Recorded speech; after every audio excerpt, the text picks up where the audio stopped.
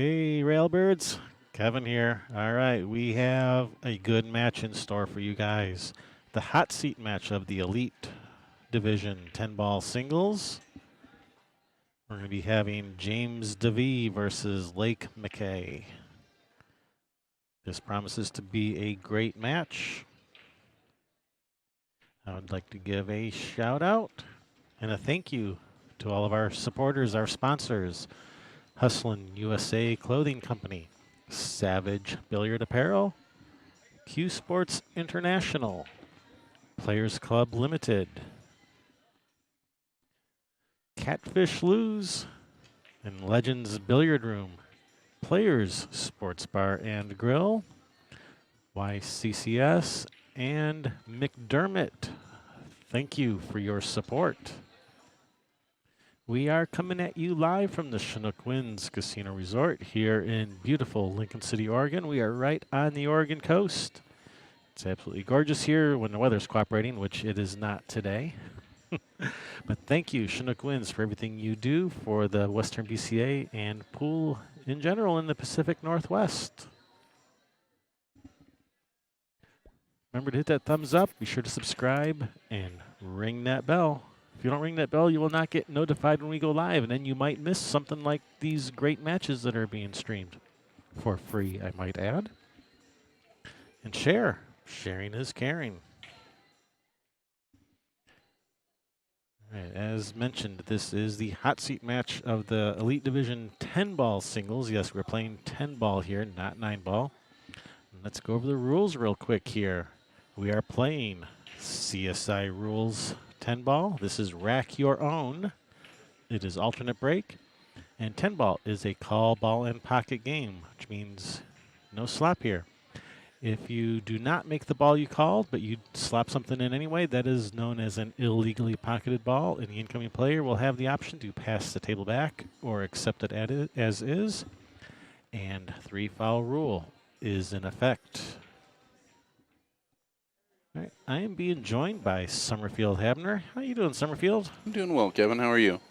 Just another day in paradise. Living the dream here, watching some good pool. Yeah, hot seat match. This is exciting. It is. So, did I mention $111,000 in total prize money up for grabs over all these different divisions between Scotch doubles, singles, teams? This is just a little regional amateur event. This is not a pro event, but there's tons of money up here for grabs.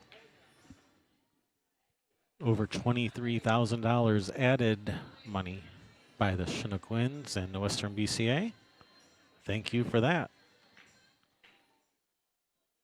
Players are just finishing up their warm-up. I suspect they will be starting any moment now. We are a few minutes past the scheduled start time.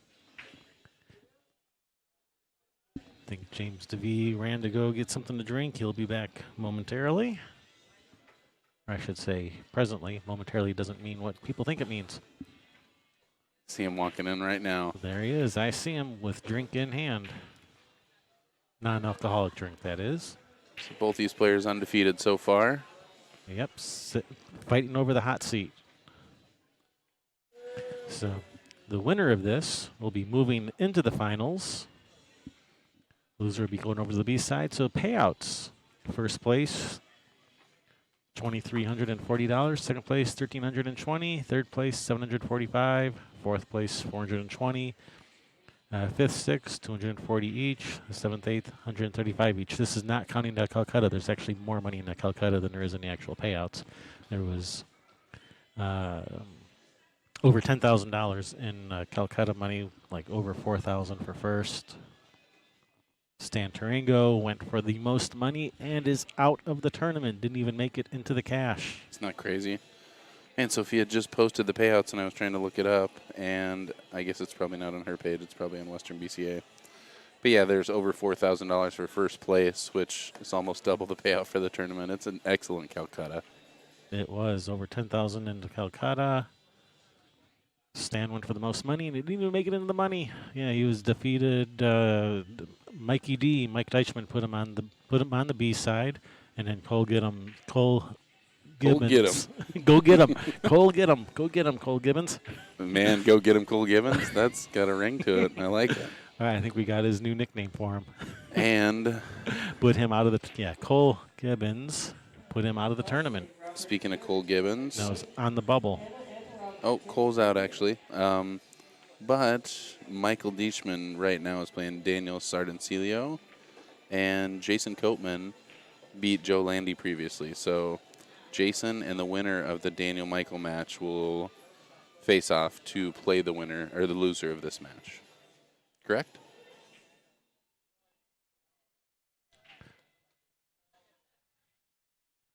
Yeah, what he said. Yeah.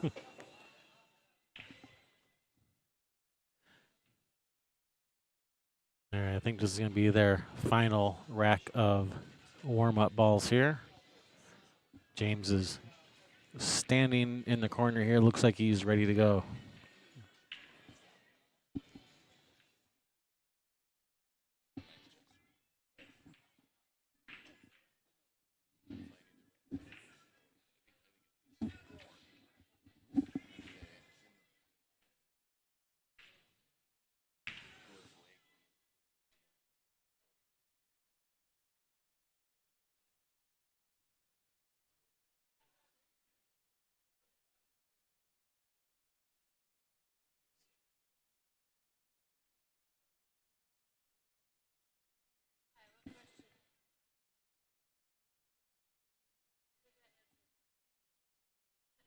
Joel and I working through a couple Calcutta things. We definitely bought some of these players, so we're pretty excited about the potential.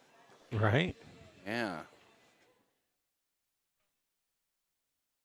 It's one of the difficult things about putting all your eggs in one basket. You buy one of these players, and everybody playing this event has the ability to play really, really strong and to get out of difficult situations.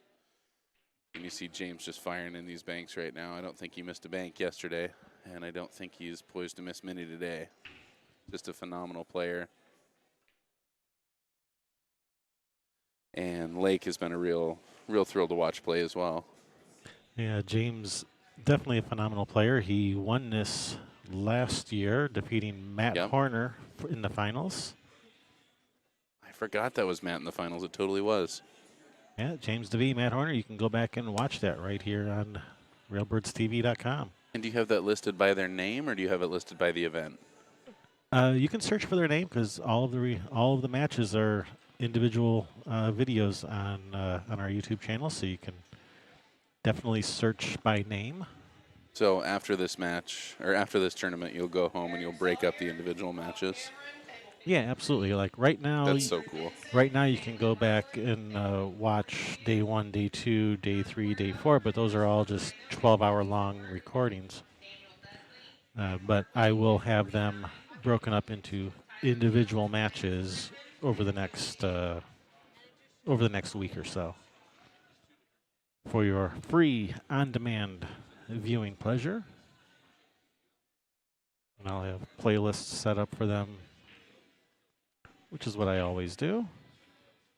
All right, here we go. We are getting this match underway. Looks a little firm on that 2-ball. Yeah, his first leg was better. Hey, foul, that's illegal practice. The match has already started. No more practice allowed. James pulling that one down. Yep, and James moves on, defeating Lake in the lagging contest. Yep, lag for a win. That's how you keep a tournament on schedule. Yeah, no kidding. Flip for it. Had some pretty serious lagging action going on the other night between Brady Gaylor and who's he lagging against? I don't know. He's lagging against, I forget, but it was $20 a leg. Got expensive pretty quick. Yeah, it could. Oh, Luke Thomas. Oh, right on. Believe it or not, Luke's a pretty strong lagger. Looks like he's having a little issue with the magic rack there.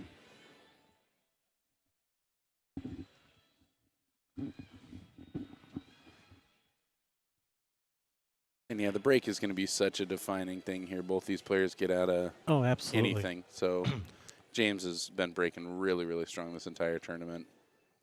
Yeah, like all these games, a lot of times it does come down to who's breaking better. Yes, indeed. Yeah, James not only breaks the balls really solid, but has great control of his cue ball. I did not see him dry break, I don't believe, at all in the matches I was watching.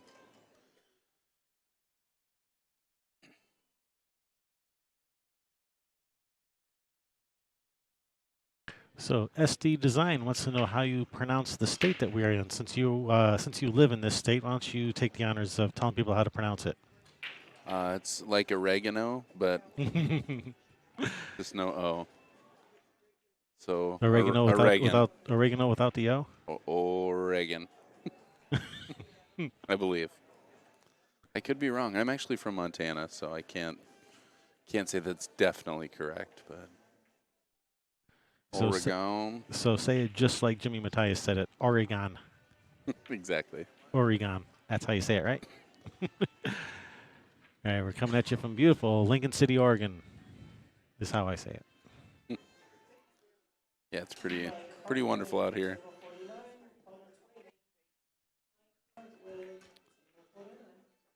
James just played a beautiful shot on that one ball to slide perfect on the 2. Is he just going to play a little inside here to take the 4 back up table? Go around it? Do you go around that shot? Yeah. There's no traffic there to get through, so that's the way The to shoot it. the only thing you'd have to worry about is like drawing it too much and clipping the 8 or something like that. But yeah, you want to be pretty straight on this 4 to come back for the 6. But since he had a little bit of angle, he has to take a little bit of a longer shot on the 6. But player of his caliber, not a problem. Looks like he's lining up to take the 7 in the same pocket. So you want to shoot this one nice and easy. Just want to make sure you don't get too high on the 10 ball. Lets himself perfect line. Beautiful speed.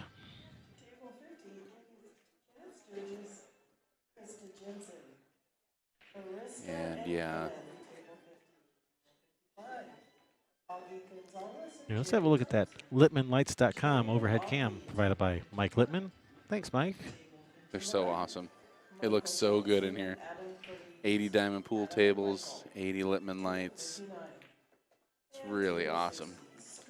All right. Giving out for James. Nice out. Setting the pace. Drawing first blood, 1-0 in this hot seat race to 9.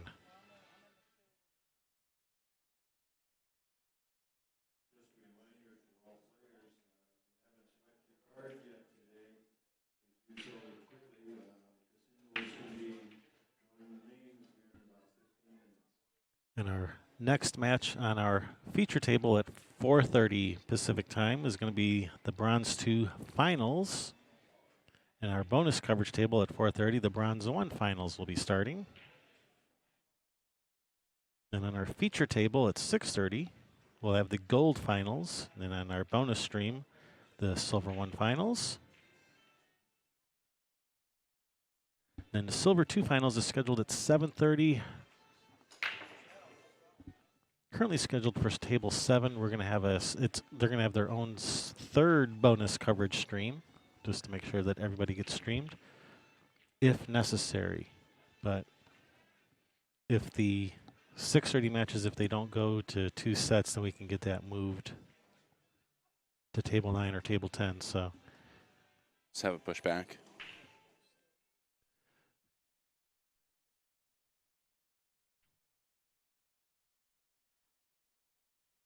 all right, Blake is looking at a long shot on this one. I don't know.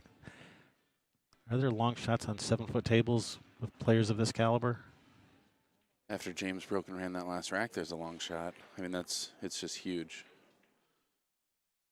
Yeah, you want to make sure that you get out of that rack. All right, or leave it like this. That's a heck of a back cut. Lake off to a little bit of a rusty start. Been sitting for a while. Been sitting since yesterday, I think. Yeah, he doesn't seem to do a whole lot of sitting in general, though. I see him cruising around the room all the time. Right. He's just an active, energetic player. He's really fun to watch. Another one of those Canadian players that's just really adding a depth to this tournament. It's pretty yeah. wonderful having them come down. Yeah, Canada quite often making a strong showing here at the Western BCA. James is banking this ball right back at him. Oh, is he? He's not playing safe? Okay, he is playing safe, but I think he caught that a little thin. Is he going to get away with it? Yeah, He got away with it.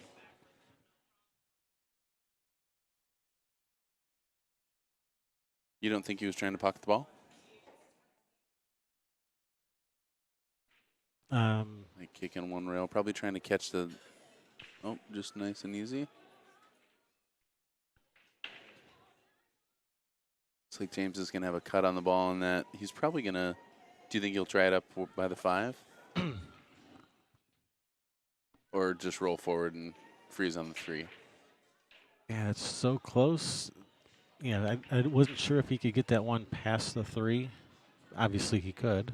Yeah. It'd still keep him hooked behind it. I haven't seen Lake jump, but I think we're going to see a jump cue here. It's funny how he comes to the table with both cues. he approaches the table with his shooting cue and his jump cue. He's been walking around the tournament this whole week, just cues in hand, just ready to Both go. They're not even in the case. cues. He's just ready to roll. Action. All right, I didn't see what he called, but I'm going to go out on the limb and say he probably called the one in the corner. I agree. Oh, Oh, and get in the almost hole. nails it. That's such a good jump. Man. So barely misses that shot, gets great on the 3. Unfortunately, James in a great situation to get out here. I don't think Lake's getting back to the table in this rack. Yeah, these balls are sitting nice. The 3 ball leads the 4 ball quite nice, and then as long as you have the right angle on the 4, it comes down for the 5, no problem. Yeah, James looking real good here this rack. Do you just roll this ball, or do you? Yeah, just roll it. Just nice and easy, like so. Perfect. Perfect angle to come down for the 5. Going to take that 6 in the side pocket. Yeah, these balls are all sitting. From here, they're sitting real nice now. Really, it's all about basically the speed on the 6. As long as he gets good on the 6, the rest is duck soup.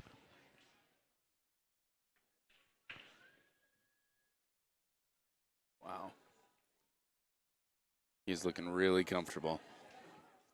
Hey, do you happen to know who bought James Davee in the auction?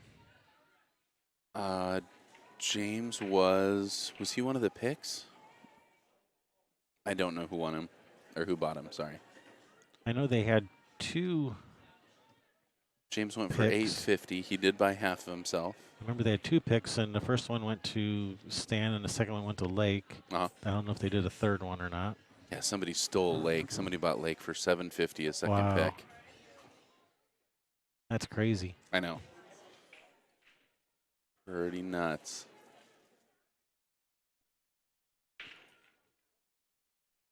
Great out. James taking a 2-0 lead. James And coming looking. back to the table breaking. That's James a is huge looking good. advantage He's here. looking solid. Yes, he is. And from here, I mean, you just can't make a mistake. Neither one of these players is really going to make many mistakes, but Lake having an opportunity and missing that opening cut, and then, I mean, that jump is so tough, but not pocketing that ball can really end up costing you.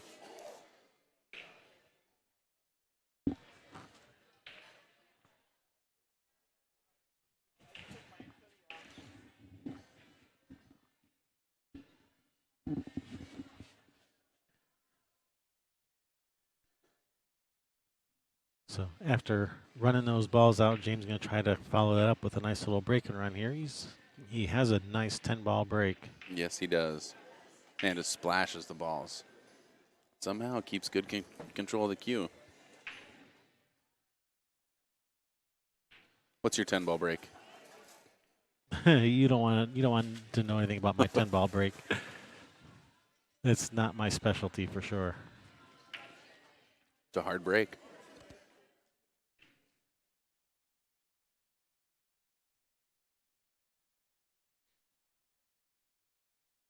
Yeah, you're trying to make the second ball into the side or the wing balls 4 rails around into the corner. So we're watching the 6-8. Yeah. Going towards the side pockets there. Oh, no way. All right, he did make. He made a ball. Oh, he did? One of the wings? No, he slapped one in on the break, Gotcha. but he has no shot at Yes, this one. indeed. All right, are we pushing out? Or are we gonna try to do some type of weird kick safe at this one? Actually, I think that 9's in the way a little bit. All right, where are we pushing out to? Yeah, I mean, he wants to put Lake in a position that he thinks he's going to take it and not be able to take advantage of the opportunity. He doesn't want to leave him an easy save.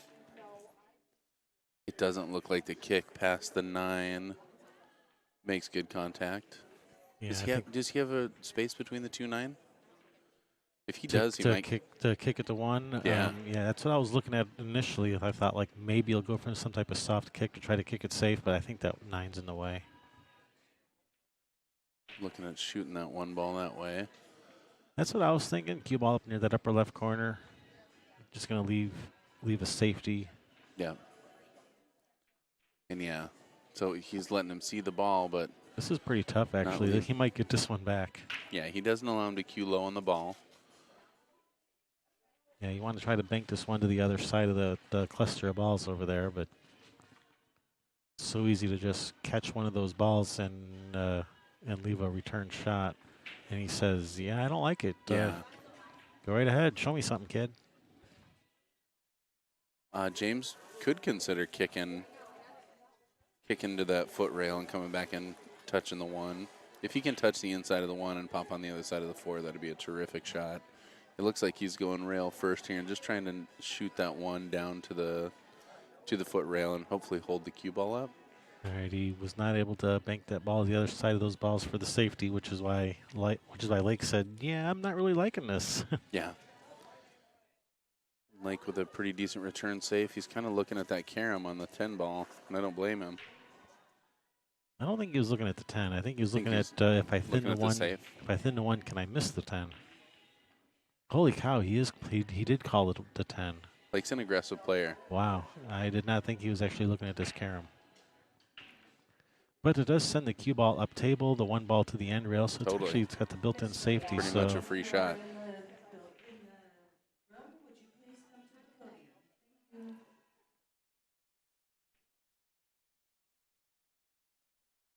Lake taking his time here. You really just got to graze that 1 ball. It's so tight in there.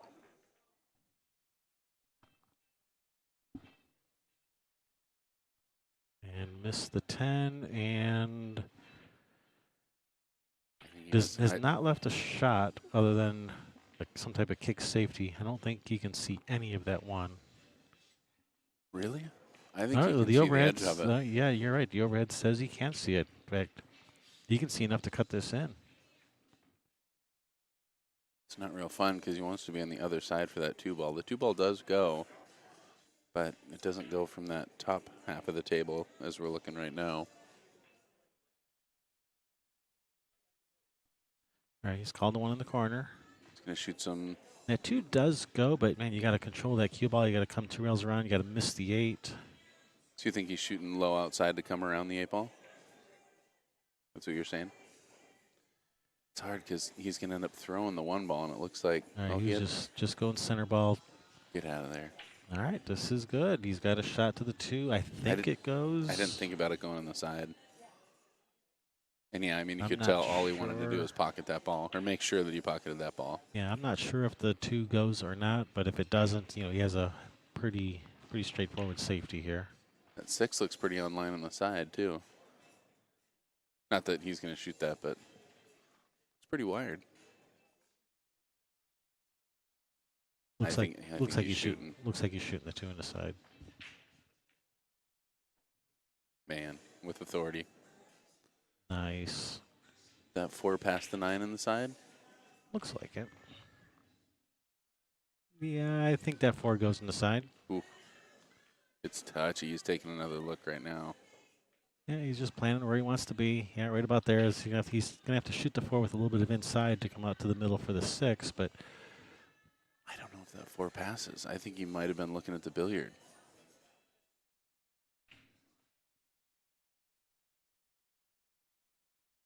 yeah, Yeah, he's examining his options now. It looked like he was just looking at the bank.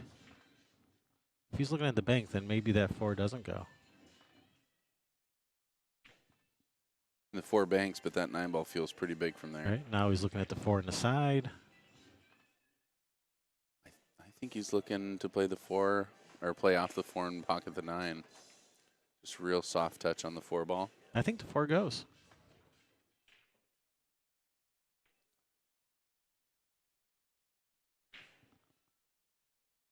I think the 4 Looks goes. like it.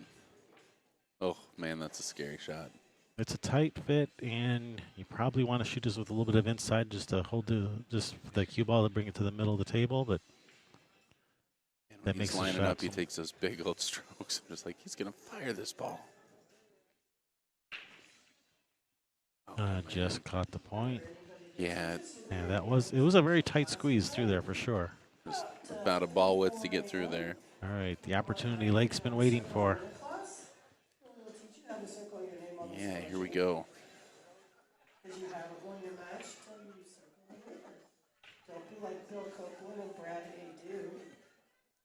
I need to know when that batch. Well, and down the row, I'm looking and seeing Jason Copeman playing Michael Deichman. So, Deichman. Deichman. I was saying Mike D. So I Yeah, just Mikey want to D. say, yeah.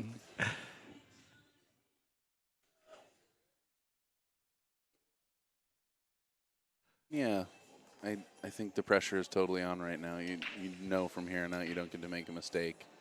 Yeah, Haven't really had the chance to get comfortable. James has shot a bunch of balls, and Yeah, I'm just looking at this 7. Looks like the 7 only has the 1 corner pocket. He doesn't have his choices, so he wants to make sure he has proper angle on the 6 to get to the good side of the 7, which it looks like he has done. It's got nice angle. do you think he's going to stay away from the rail and So just draw down? yeah, with this angle, yeah, you can just draw straight down the middle of the table. And you're saying he wants to go to that right side rail to get back on the 8 from the 7? So 7 in Yeah. the lower right-hand corner pocket. And hold up. Hold Perfect. up. That's perfect. Totally. Great shot. Chasing shape. Yeah, he's draw back, probably just brush off that 10 a little bit, but yeah, he's sitting pretty now. He can go forward if he doesn't want to touch the 10 at all. He has options. I get a little bit nervous shooting shape. I'm not familiar with the concept, so. Yeah, the only problem with drawing back and nudging the 10 is you might accidentally nudge the 10 a little too far and block the 8, and that may be what happened. He may have blocked the 8. I don't think he has that pocket. I thought going forward he could avoid the 10. I thought coming backwards he would hit the 10, but Are you playing safe behind the 10? depends. Oh, if, it's so hard depends to if, play safe right depends now. if the 8 depends if the 8 goes. If the 8 goes, you shoot it. If the 8 doesn't go, you play safe. I don't think it goes. I mean, he's looking at that combo. I mean, I don't think he's going to settle on that. he can wedge that cue ball right in between the 10 and the rail, but depends how confident you are shooting this combo. Problem is there's no backup safety if you miss. I mean, you can try to leave distance, send your cue ball up table, but the 8 ball is probably going to be out in the open. Yeah. Shot maker of James's ability. If you leave him any look at that 8, he can probably make it. I'd rather just play the safety if the 8 doesn't go, which I don't think it does.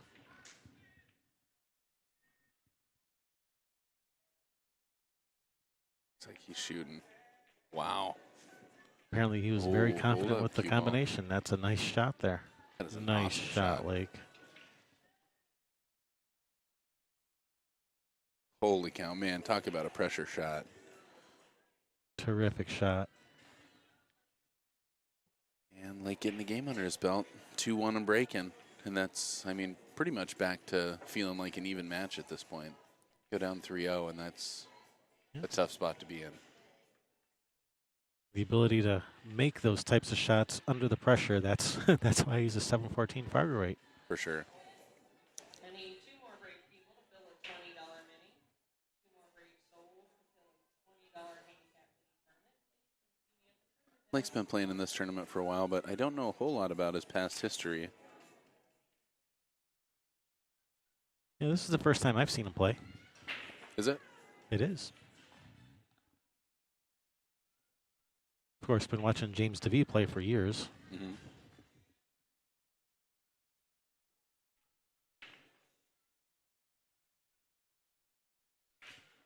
Did you know James before he took his hiatus? Yeah, up in the Seattle area. Yeah. That's right.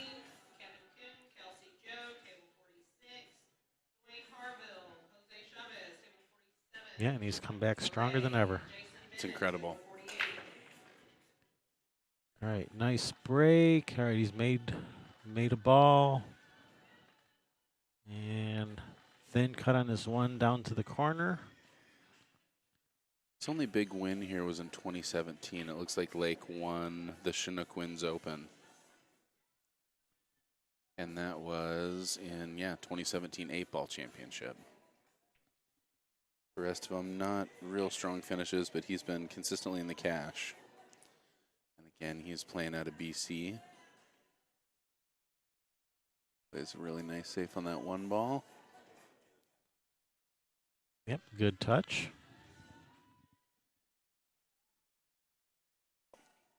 And it takes away the two-railer with the 4-ball, too.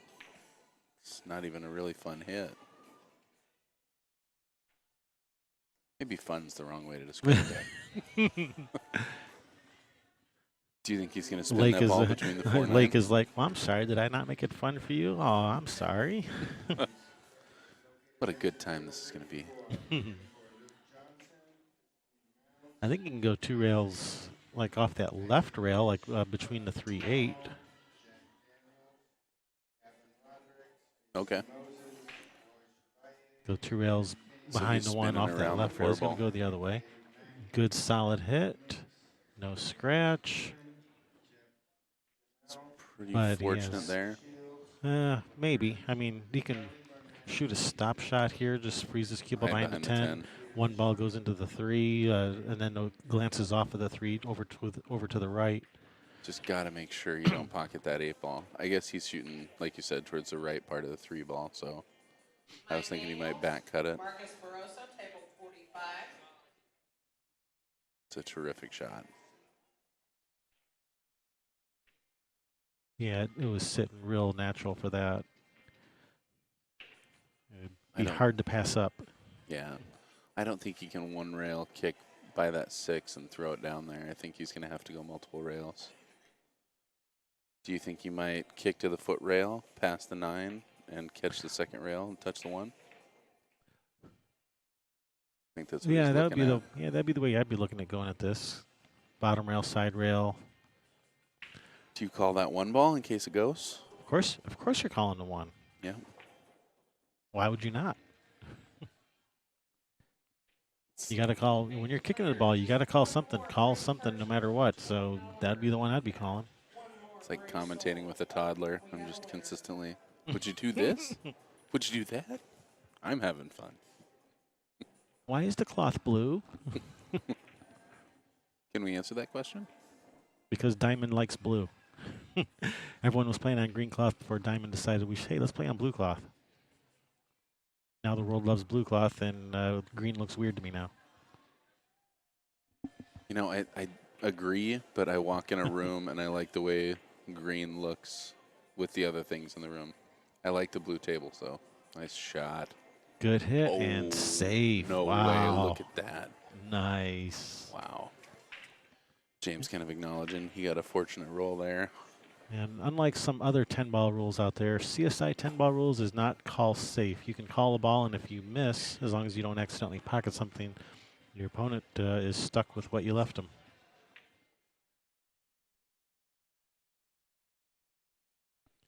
Only if you call something, but then don't make what you called, but slap something else in, only then does the player have the option to accept it or pass it back. He is on that 7-ball. He is just locked down. Yeah, he's he's in a bit of a pickle here. 'Cause, yeah, ideally you want to go to the short rail and spin around and try and pocket the 8-ball. But he's got to play a nippy little kick here. Oh, terrific shot. Oh, And- one ball's going to end up right on the end rail, not selling out a shot. Totally. And getting a little fortunate there, but You get paid out for a good kick like that.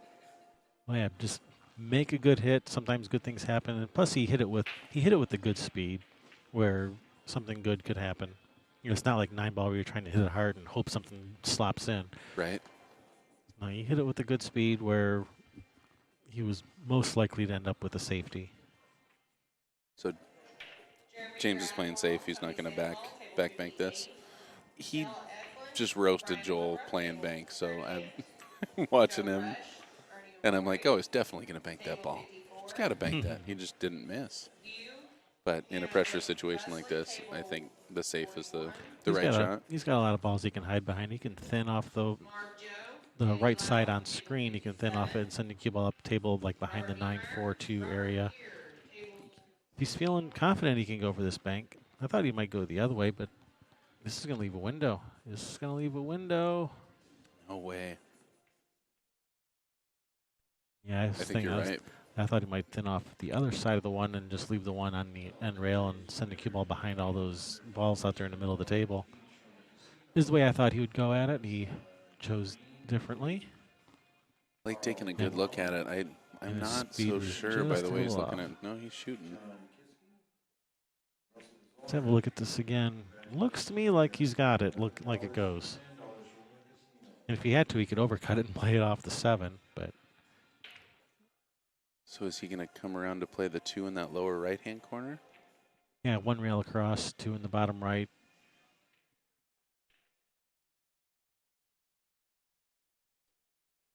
Gosh, your windows are so small, but And when I you think get your he chances, was. you got to capitalize. And I think he was trying to play it off the 7. Gotcha. That makes sense. So I think he was. Is this 1 ball back cut? Depends how good your eyesight is. But yeah, it's cuttable. James playing with a pretty sure Revo shaft out there. Definitely get a little more throw on the ball with one of those. It definitely does cut. You're right. It's He's cuttable, shooting. but depends. Like I said, depends how good your eyesight is. If it's a very thin cut, and you're gonna be letting the cue ball go a bit. Yes, indeed. Do you think path goes around the 10? Oh, probably coming. Yeah, you just don't want to slip past and end up behind the 4 if you go around 3 rails. Yeah, that's the problem, is getting a shot on the 2 if you make this one.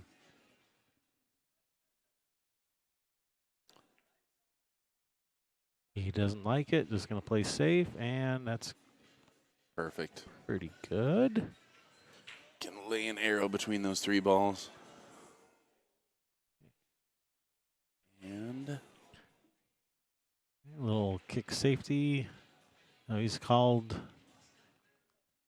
the one in that upper right corner on screen, I think. He indicated over towards that pocket. I think he called the one up in the upper right corner.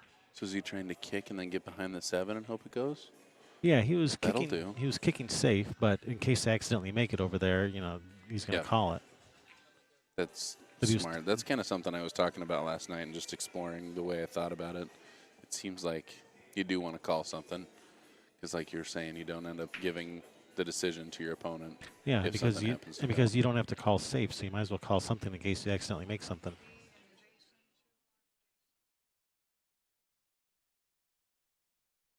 Getting a report from Sherry. We got Mike D playing Jason over on table number 5, and it's 2-1 Jason. James is not happy with this safety. He's left a possible 110 combination. Yeah. I don't know that Lake is going to shoot at it, but it is a possibility. He may just shoot the one straight, one rail straight up and up down the center of the table for a safety.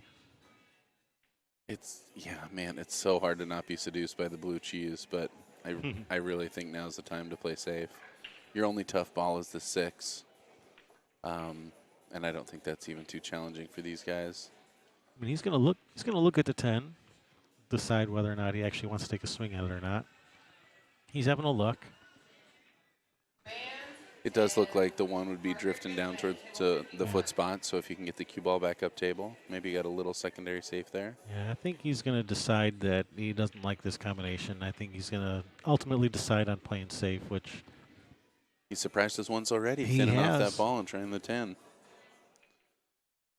And yeah, I mean, that was a really, really difficult combo.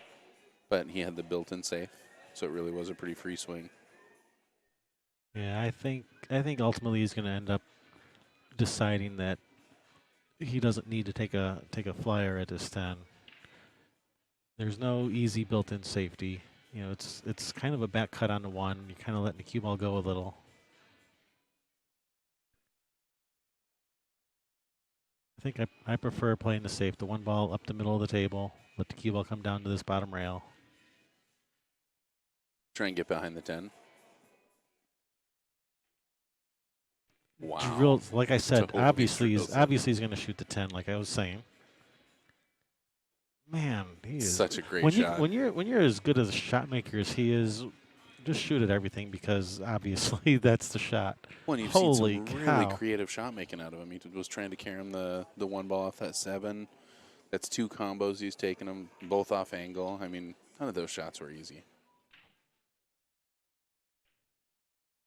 That's the kind of stuff that, I don't know, you kind of tell yourself eventually catches up with you. But if you're, like you said, if you're a shot maker like that, fire away. And had he missed it, he left the 1 ball straight in. It's like we're going to get a replay here.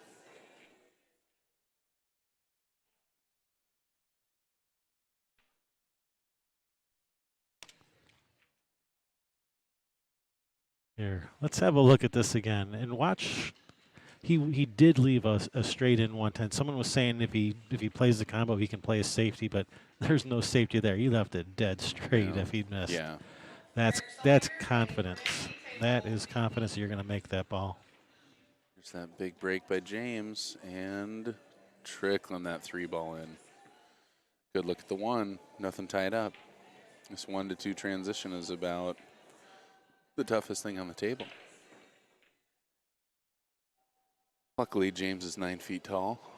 That does help, especially when the table is only 7 feet long. So you don't see James using the bridge very often. I saw him use his extension yesterday. I'd never seen it, but he's got one.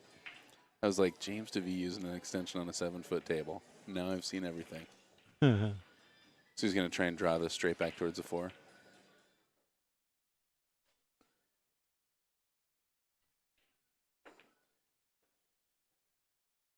Couldn't quite get around that 6. All right, well, bank it in. It's so hard when you're elevating like that. I mean, you're going to get more slip before catch. All right, he's called the bank. Asking what their hours are.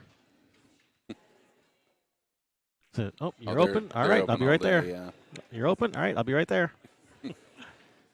That's a nice shot. Perfect The 4 on ball there. Perfect on the 4. Roll forward a little.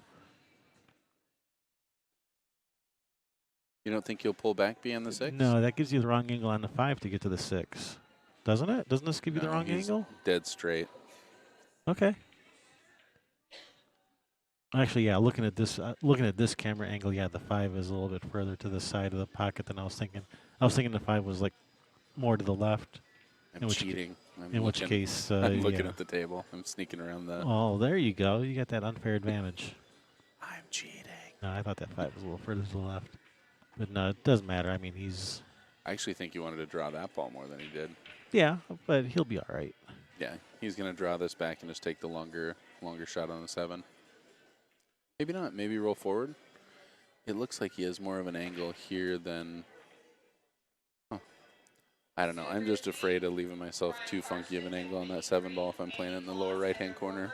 I'm just going to draw back and leave myself straight on the 7. Nope, he's going forward. Because, yeah, to me, that's not a. That is an not a interesting duck. choice.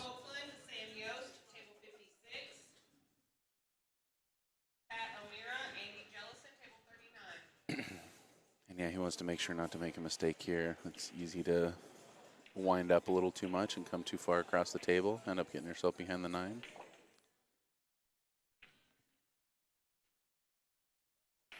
One of the nice things about that Revo shaft is you just see cue ball reaction happen more quickly. It feels like it catches the cloth and just immediately responds in the way that you're intending. Going all the way Get around there, it. Does he get get past there. the 10? All right, he's got to look at this 8. Yes, he does. Man, that was scary. Yeah. But He's good. he has a shot. He's going to come around 2 rails to play the 9 in the side, yeah. Yeah, just nice and easy. 2 rails back to the middle of the table. Again, got to make sure he doesn't overroll this.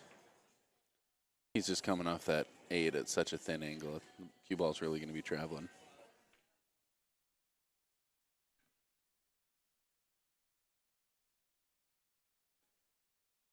He does. When he winds up, he just looks like he's going in break speed. That's such a great, Center delicate hole. touch, though. Man, he is such a strong shooter. Perfect speed. That's good. You don't have to shoot those. That's good. All right, you can take the game off of my score for conceding the game.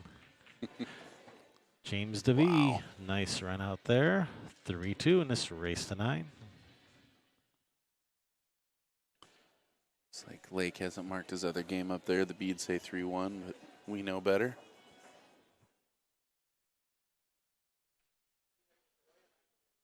Got Steve Register coming by, getting some great shots of this. Steve is a terrific photographer and pool player. He is just one of the other great parts of this Western BCA experience. Got photographers rolling around. They always post these incredible images, and put a lot of time into making this a special event for all these players. Do you know how many players there are this time? Always asking the hard questions. That was one of the statistics I did not get. Definitely hundreds. This 9-ball event is so much more comfortable for me. The 8-ball gets really crowded. Definitely more people. There's a lot more open space here for the 9-ball. And this room, not looking quite as populated right now, but later on, teams are all showing up. So tomorrow, the team's event starts, and that's when this will really fill out.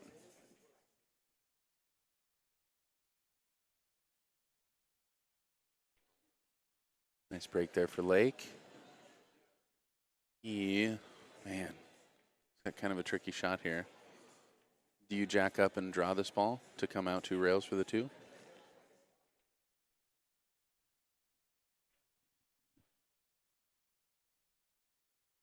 I'm still trying to figure out how do you get on this 2-ball if you shoot this 1. That's what I'm saying. Does he jack up and draw out of it 2 rails? Oh, I'm thinking play safe here. He was thinking the same thing. You leave a window? Ooh, that might be a window. No way. Wow. How perfect does it have to go to leave a window through that? He's got a window. He can see the 1. I don't know if he can see enough to make it, but he definitely can see enough to hit it. You think he was just trying to catch a little more of that 7-ball than he did?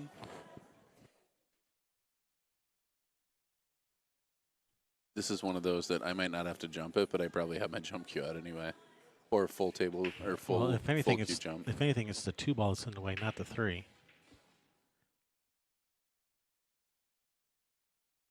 Wow. I can't believe there was Left a window window. through that. That's crazy.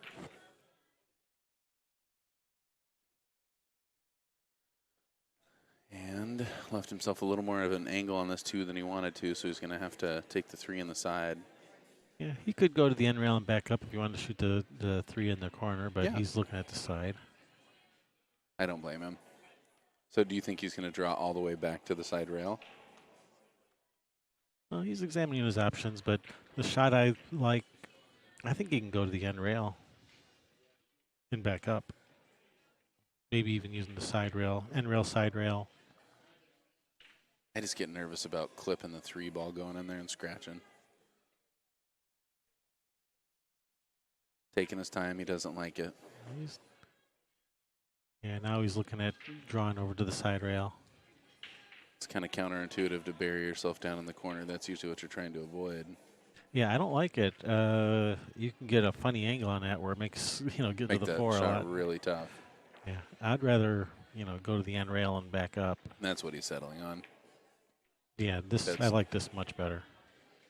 Great shot. Yeah, Like that much better than trying to, bury that cue ball over in that corner over there. Yeah. Just going to stun this. And All right, I think all these problems have been solved. 6 to the 7. He's got a little bit of traffic to avoid, but shouldn't be a problem for a player of his caliber. it almost looks like if he gets straight on the 6, he can just stop, shoot the 7 straight up. Gonna come a little closer to his work here off both side rails. Left himself pretty straight on his 5 ball. He'd like to be off the rail shooting the 6. Yeah, he will be. He'll draw straight back, which will leave him like 6-8 inches off the rail. Draw straight back, get straight in on the 6, then you can just shoot a stop shot right there for the 7 next.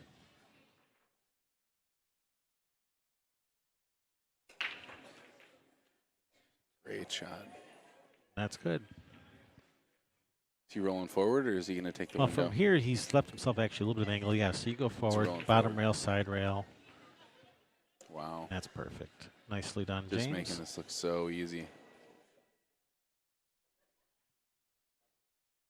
Going around to take the 9 on the side. Just like that. 10 in the same pocket. Making it look easy. Making the table look small is what he does, actually. Seriously, does it not just look teeny? Like a little toy table. Little itty bitty toy table. Oh, look at that table. It's so cute. Great like a- out. like Man, a- oh man. It's like a pool table, only smaller. All that because that crazy Because he weird left him that line. window. That's just nuts. I can't believe that window happened.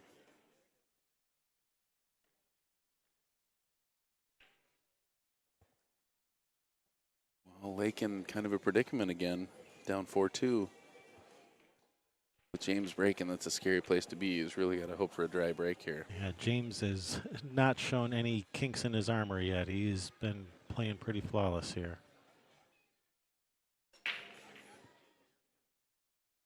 And the score is showing it. Yeah. It's got James at a 65% now, Lake at a 35.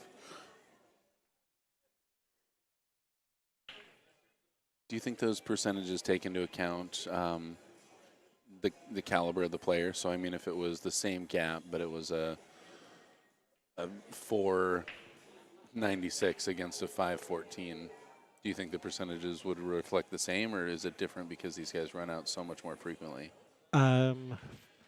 It would be exactly the same. In fact, here, I'll do it. I'll change it to 496 to 514. And if I hit update, the percentages should stay exactly the same. Let's see. And there they are, exactly the same. Because it just takes into account the difference between the two scores and the current, the difference between the two Frogger rates and the current score. Well, I would argue that that's inaccurate. And Mike Page would argue that it is accurate. Yeah, totally. I just think that's an interesting discussion point that these guys, a 2-game lead is a distinct advantage here, whereas in a lower caliber match, so many more mistakes are made that you're going to see a lot more fluctuation. These guys holding their serve is a lot more likely for the next 9 games. Or however many it could Hey. be. SD Design says his favorite 11. cheese is from Oregon, from Tillamook. Yes, I love Tillamook cheese. Just down the road. Just down the road. Have you been to the Tillamook Cheese Factory? I haven't, but I know a lot of people around here that have. It's a lot like you'd imagine.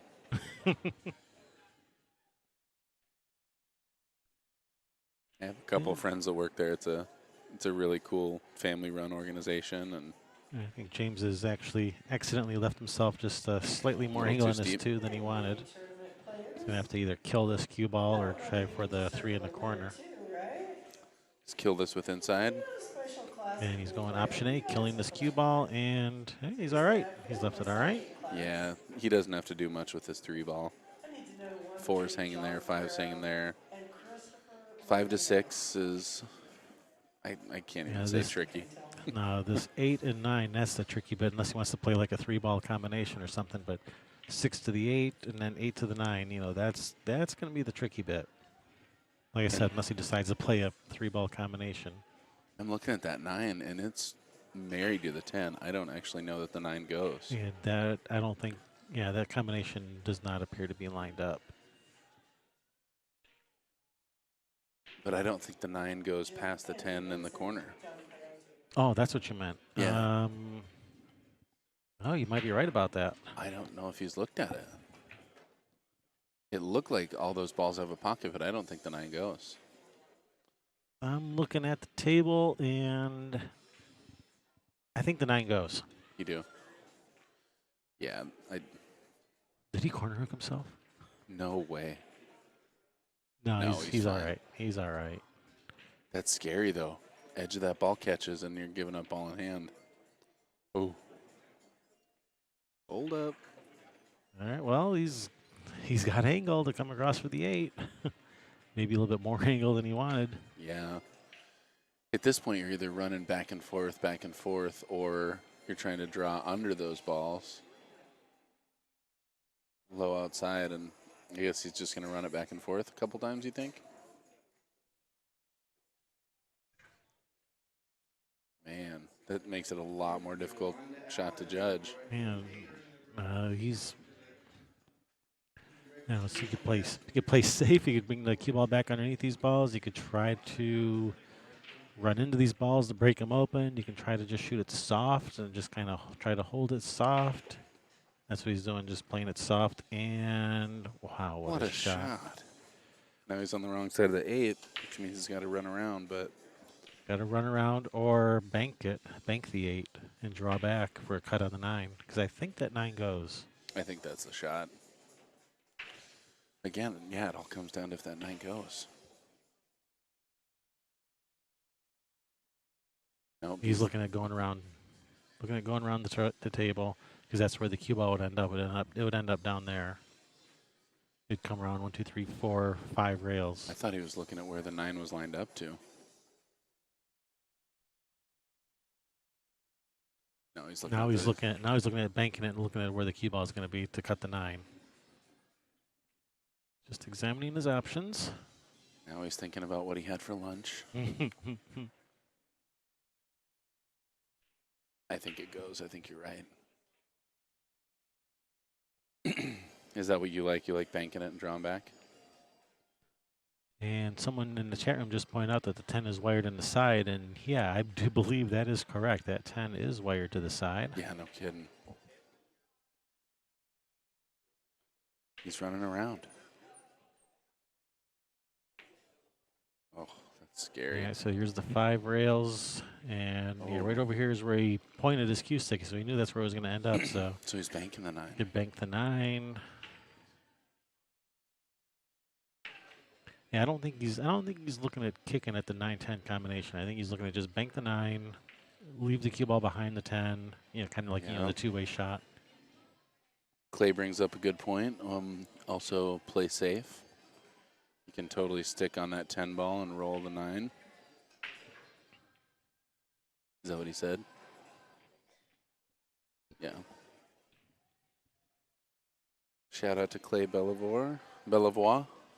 Yeah, he's very French. Bellevoix. He's so French I can hardly understand him through his thick French accent. French accent. Uh-huh. If you bank like James, I just can't see him laying up on this shot. I think he's firing this bank. Yeah, you hold the cue ball behind the 10, so if you miss the bank, you have a blocker. But I don't think he's going to try to like freeze the cue ball on a 10 for all-out safety. I think he is. Oh. Well, when the 2 ways both go. All right, he was playing safe. He did not call the 9, so that's going to bring Lake. Lake came up to the table and is passing it back. See, he can't even miss a bank when he tries.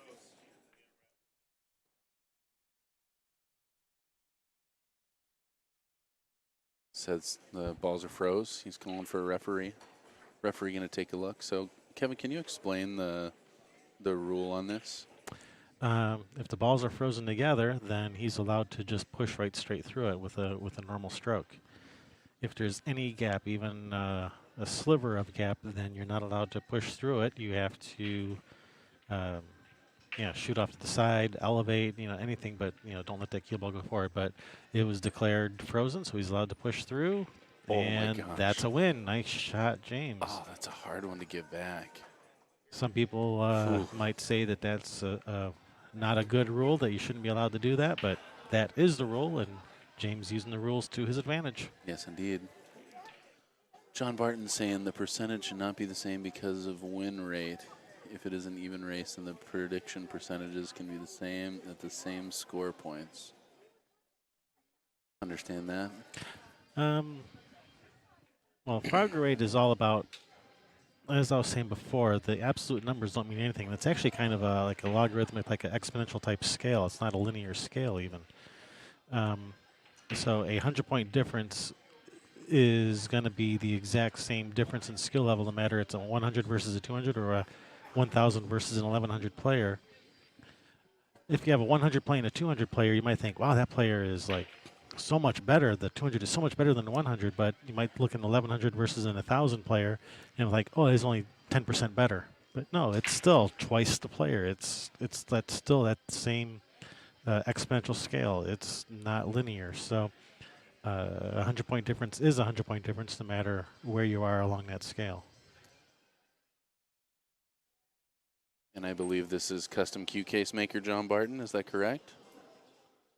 This is an excellent opportunity for me, John Barton. I've been trying to contact you about getting an oversized case made for all of your pool cue case needs. He is just one of the best in the business. So looking forward to talk to you sometime soon. What kind of case do you play with, Kevin? What kind of case do I play with? I play with Or my carry. cues. I mean, I hit the balls with my cues, not with the case. That's my jump case. Oh, pen down.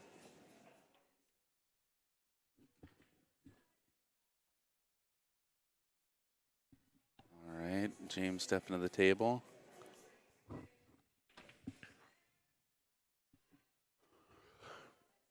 He's looking at back cutting this one ball and coming around to probably nudge the two, or at least get under those balls. This is a tough cut, man. Nope. No luck on that one. No bueno. All right, well, a rarely made mistake by James Davee. I don't know if you could even call that a mistake. Yeah, I have a special low deflection case.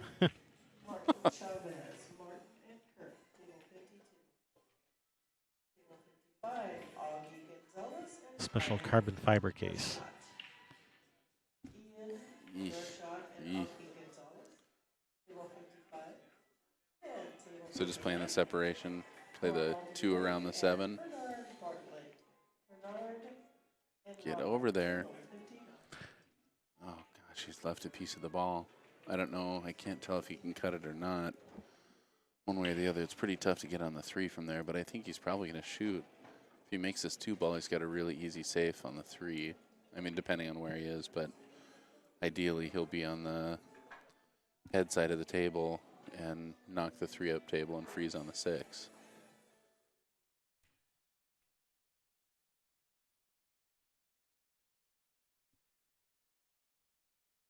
I guess that he's got quite a bit of room on the three. It's hard to tell on the screen. I should be looking right here at the table, and he's got a good space to cut that three ball. So he just needs to make sure he pockets the two, gets past the five, so he's got to cut on the three ball, and this could totally unfold for him.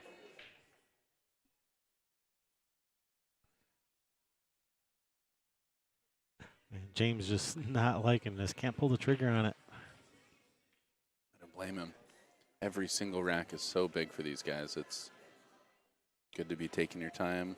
It's up 5-2. Doesn't want to show Lake anything. Don't want to let him back in at all. Doesn't like it. What do you think he's afraid of? You think he just thinks he's going to roll too far, or do you think he's worried about hitting the five? It looks like he's got plenty of that ball to cut. It's so hard to judge, though, from the screen.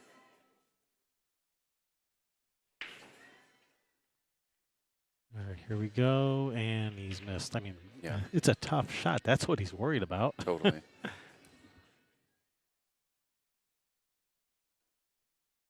Mike's looking pretty good here. He wants to get as close to the 3 as he can. No, maybe not. No, he doesn't have to get close to it. Just as long as as long as he can see it and has the right angle. You know, whether you're foot away or 3 feet, it doesn't matter to him. I guess I was just looking at control and getting. He's probably coming over and back to get on the 4 ball, and Yeah, he's got plenty of room between the 5 and 9, but he just doesn't want to allow for any mistakes here. Come on, he's good. He's kind of hit that in between. Like I thought maybe he was trying to hold it, but he hit it hard enough to kind of go. You know, that in between speed, like he couldn't make up his mind. Do I want to try to hold it or try to go back and forth and kind of He's like got in another between? one here. This is a tough one to hold, and you don't really want to push back through and risk getting underneath the 5 ball. But I think he's going to play back through the 5, 9, and back out. Bump to 5, and does it go by the 10? Oof. Yeah, I think it does. Yeah, 5 does pass the 10. He's just going to roll past that side Yeah, pocket, take the 6 up in the upper left-hand corner. Yeah, he's sitting good now. Now he's got all these problems out of the way. Now it's just connect Nice the dots shooting. from here.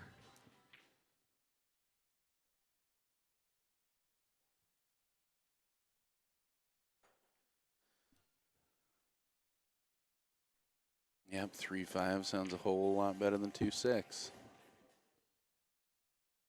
Will be James's break next, though, right?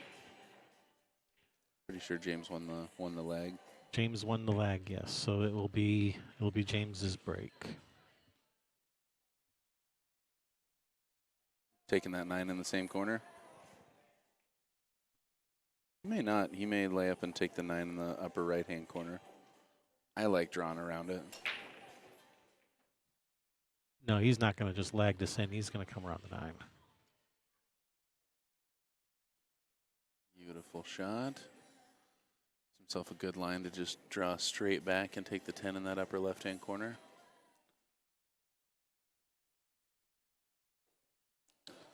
Lake fighting to change those percentages a little bit.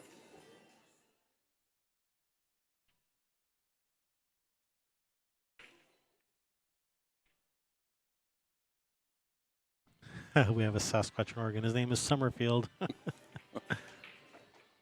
You have some fans. Sasquatch Field? Who's calling me a Sasquatch out there? Summer Squatch. Summer Squanch. Sam Squanch. That's me. These players are fighting hard over these points. Yes, they are. 5-3. Race to 9. Yep, 5-3, 3-5. What's going on in that Mike D match over there? Looks like the table, looks like it's 4-2. Can't tell which one is which. Mike D shooting a jump shot. That was him in the red shirt. You can see down the line. It's another big match. Again, the winner of that will face the loser of this hot seat match to decide who goes to the finals.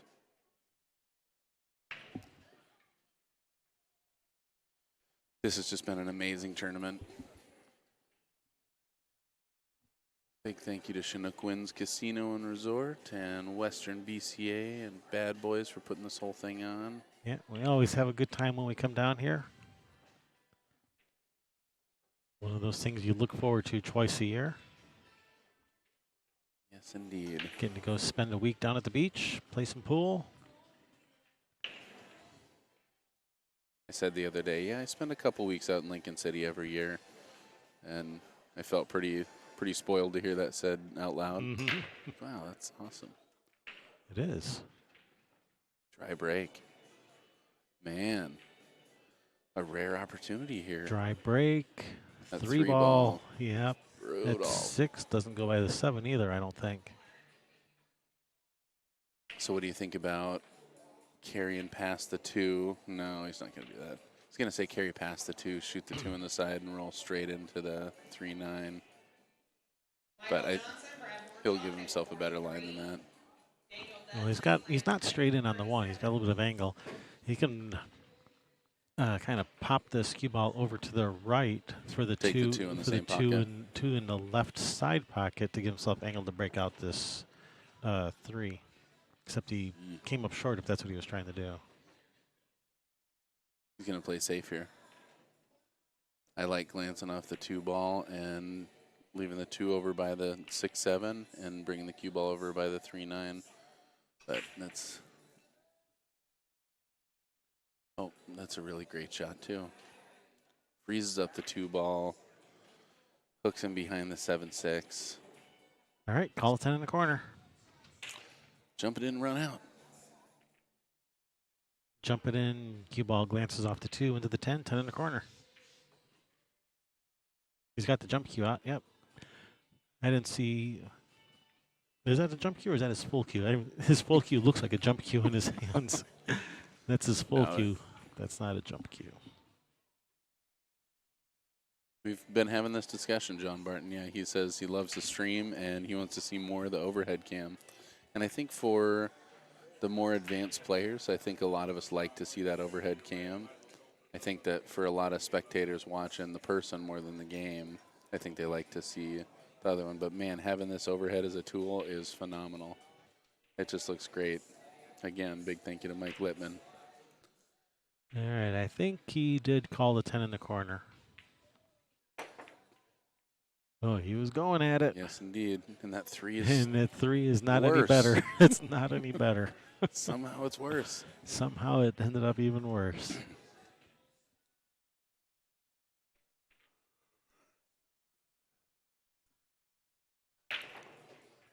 Is he going to draw back and get in the field? Yeah. Draw back a little and 3-rail that 3 out of there. Oh, my goodness.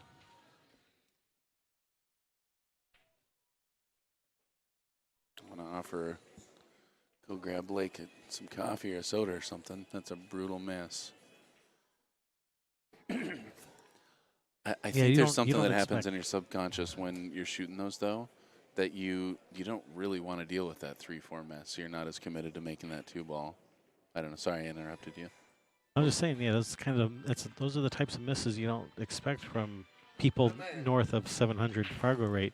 It's But true. yesterday I've been seeing him miss a lot of those types of shots too. You know, you don't expect that from someone who's such a fantastic shot maker as he is to miss these simple shots, and that's not the first one I've seen. Yeah.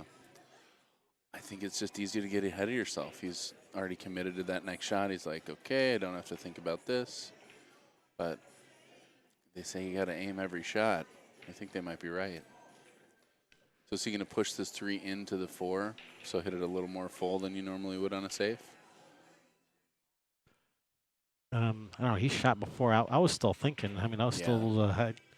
He already had the plan in his head, but I was still thinking about what to do here, and he had already shot.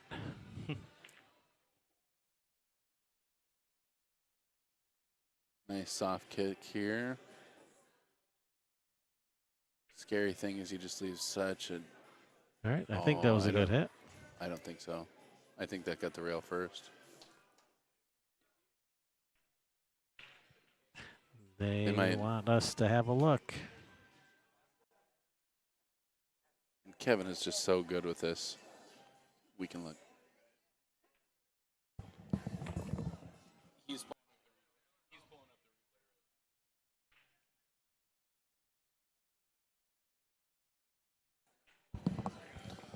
So the player's asking for a replay. Not something that we're accustomed to doing, but Kevin is just phenomenal at clipping these and being able to go to that exact moment. So we're going to watch it live on the screen up here right now.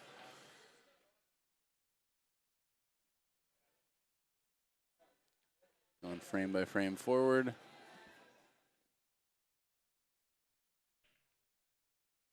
It's a good hit.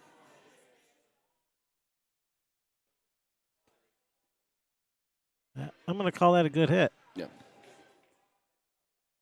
That's so awesome you're able to do that.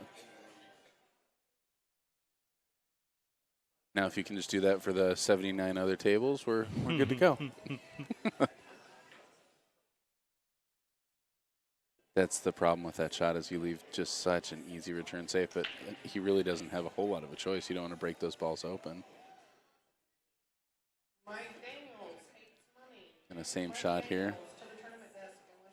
That's definitely a good hit. And that is a great shot. That does open it up, but it still leaves him stuck in the pack. So he can try and get the 3 on the other side of that 9 ball. He could try and get underneath the 5 to make the hit really difficult. If he gets underneath the 5, he's probably going to, yeah, that's what he's looking at. It's hard to control the speed of the 3 ball to keep it behind the 9, but you kind of commit to the 5-10 being your blockers if that's what you're going for. Nice shot. Nicely done. Lake can kick the back half of this ball, and I don't think he can see enough to kick and stick, so I don't really know what the move is here. Definitely not going to go the other way and risk not getting a hit. Right, he's called the Could 3. 3 in the side. Corner. Pretty sure he called the 3 to that upper left corner. I was thinking he might kick and play the 3 down the rail and carry him off the 4.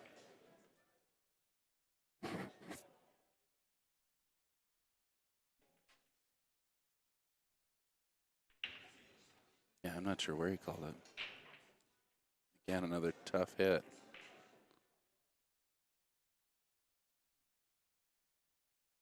Good shot. Does Nice. not leave an easy cut. A cut. Holy cow, you're crazy. No, that doesn't leave an easy cut. Do you think he's going to bank this or get behind the 6-7? That's such an easy safety. I mean, the safety's practically dead. How can you not put that safety over there? Wow. Jumpington? Yep. I think you got to jump that ball, even if you can't see enough to make it. I just can't see a viable kick that would be less of a chance or a greater chance to have a good play. Well, there it is. Yeah, I mean, I guess from that angle, you're going to have a chance of pocketing the 3, whereas if you jump, you don't. And that says a lot about the caliber of player, just knowing that you're going to, or being confident that you're going to get a good hit here. Oh, good hit. But that's going to leave James straight into the side. 6-7 still no fun. Still tied up. Lake just had a look at the 6-7, just to see. Reassuring himself a little bit. Yeah. I didn't want to deal with that anyway. What kind of pain he's in for here? Mike D's over there racking. Somebody's up 6-2. Not sure who it is. He's got a terrific break, too.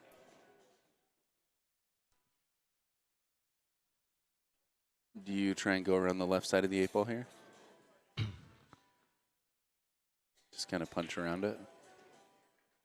No, you can just roll forward and nudge the 8. The problem is, Doesn't want to nudge it in the way. well, you want to leave yourself the right angle so you can come back for the 5. If you leave yourself this side, you have to go up and down table, which is not necessarily a bad thing. But they still haven't really figured out what to do with that. Ooh, careful there. Has he figured out what he's going to do with this? With this 6-7. He's going to play this with inside to catch that rail. Yeah, I love that shot. It's Yeah, it's a pretty shot. Love so it. awesome. He's left himself a good angle to go into that 6-7.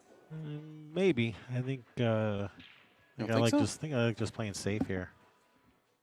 Playing safe on the 6. On the 6, yeah. Yeah, not here on the 5.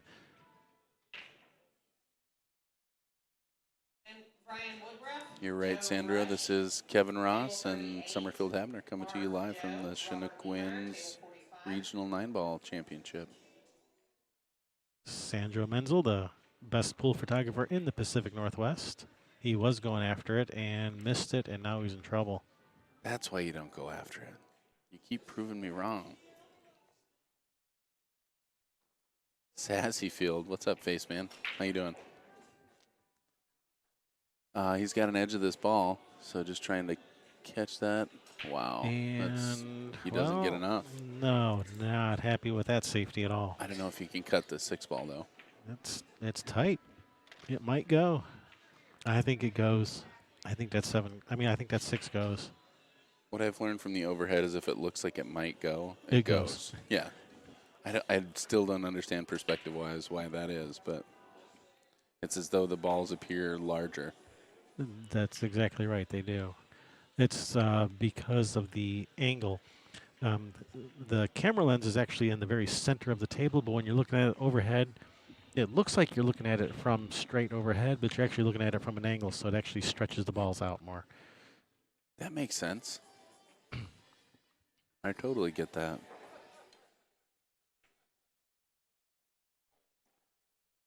He's got to fire the shot to stay on top of the 7. Nice. What a great shot. Fantastic shot. His angle looks a lot sharper on the screen than it does. He's just got a perfect angle on the 7.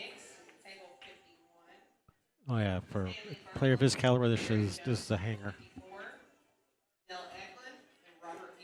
Just trying to figure out which way to go. It looks like he doesn't want to risk holding it. I totally run up and back on this one. The shot I like is left spin coming to the left of the side pocket. Just commit to getting past that side pocket. Come past the side pocket, and then when you shoot the 8 to the 9, you just go up and down table. I like that a lot better. Well, actually, he hasn't left himself much angle, so he can just tap this in. He doesn't have to go up and down table. Yeah. So he's fine. I think that's what he was trying to do. Ran a little short. Yeah, roll this forward. 9s cuts to that lower left-hand corner, and then you straight up and down the table for the 10 in the opposite corner. Yeah, just one rail up to the middle of the table. Easy peasy, lemon squeezy, Bob's your uncle, and any other little phrases you can think of.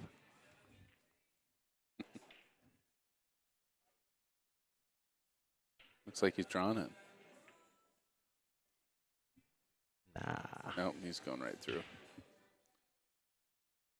I haven't seen Lake be as comfortable as I'm used to seeing him play.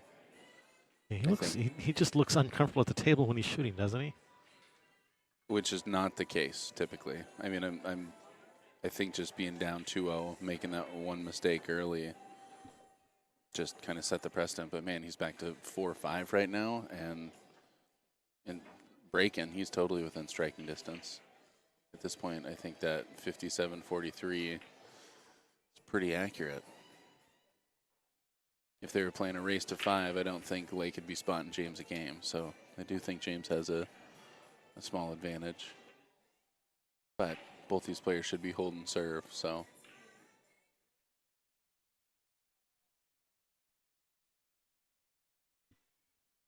Bill Copeland, Jeremy Gradwell, table 56.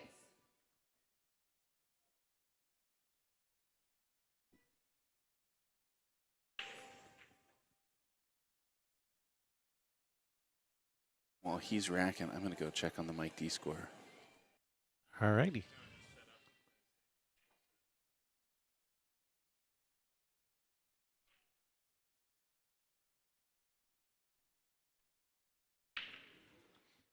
I'm eavesdropping a little bit on James Davee right now. He's saying that when he was going from the 5 to that 6-7, his plan was to just lay up on that 6, play safe, like I was saying. And then when he was down, he was saying to himself, "Oh, I can break this out." Yeah, we've all been there. Your plan goes right out the window when you're down on the shot, thinking, "Wait, I can break this out." Nope. Yeah, we've all done that. All right, nice break. Oh, this is a great break. Fantastic break. Everything goes. He's perfect on this one. Oh, man. This is a dream break.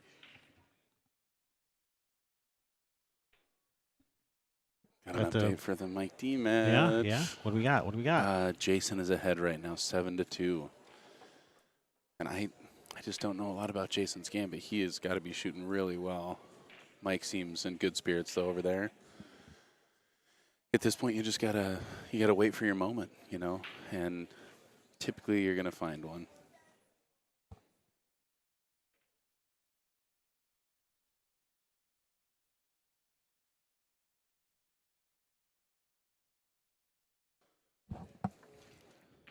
Man, Lake's looking great. He's just got to make sure doesn't make a mistake here. I like running up and back and leaving for the gap between the 2-4. Don't you dare. Oh. It's tight. I don't know if he... No. What do you think, Sherry? Can you see it? He's good. I think you can see it just fine. Real whirlwind of Yeah. emotions over here for me. Yeah. Can you see it? I don't know if he can see Yeah, it. He can go- see it. Oh, he's Yeah, I think you can go forward with this, play the 3 in the side. He's got to be careful. Or maybe even plan on going between the 3-10 and playing the 3 back in that side pocket. Yeah, or if he doesn't come that far, it goes up in the corner. It looks like on the overhead it goes past the 8 in the corner. Does look like he's going forward. Yeah, I don't know. I think I would. No, he's Oh, playing he's playing safe. safe behind the 10. Oh, does he get it? He's left some of the craziest windows. I've just been blown away. Even if there isn't the window there, this is a very makeable jump shot for James. Absolutely. James shot for jump. Uh-huh. Yeah, that. How's your day been, Sherry? It's been all right. Good. Finals day. Finals day. Gotta love finals day. Yes, indeed. Looking down the line there, just watching Mike D pocket that 2 ball. Yeah, he is down. He's down 7-2. 7-2. Yep. Hello, Sandro. It is me. So Lake has not left the window. There is a jump shot here. Yeah, and James is a favorite to make this shot, I would think. Andy's got the good angle to come down for the 3 in that opposite side Yeah, pocket. or even So if it just pops off of it a little bit and the 6 ball covers up the corner if he draws off of it. kind of surprised he lined up with that much of an angle on his jump cue. He really elevated. Yeah, I think he's left that angle there for Yeah, that 2 Lake ball to goes. see it. Yeah, it most certainly does. Holy cow. Does that 5 pass the 6? It's like it's a little touchy. I mean, that 3 still doesn't have a terrific pocket.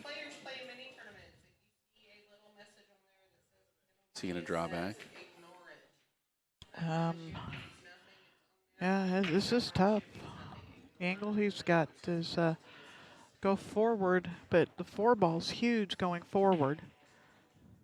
If you try to follow forward and spin it. Coming back for the 10-3, I mean, he could just try and pop it and stop it right there. He's going to slide to the left a little bit.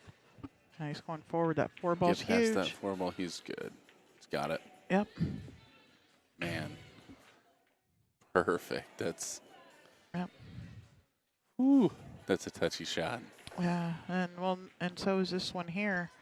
You got to He's get gotta good have- on this 4 to make sure. Yeah, that 5 does pass the 6. Yes, it does. So he's got to get good on this 4. Cue ball is actually going to be working towards the 10 a little bit. It looks like he's got that angle. And then that's fine because he can just go forward to the 5. Go forward 2 rails. Yeah. Oh, he tried to draw out of there. No way. He's going to get away with this. Look at this. Wow. And I Mike B wish I could have is- watched that replay. Man. he's taking a break. I don't blame him.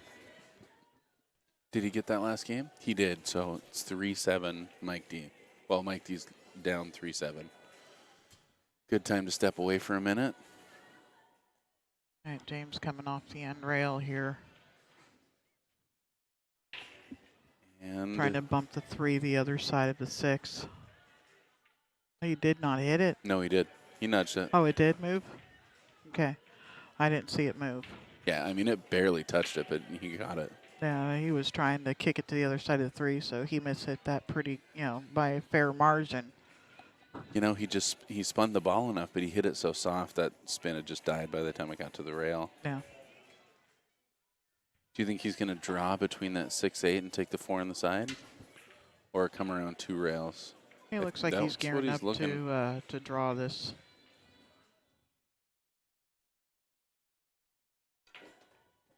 He's moving the 6 out of the way.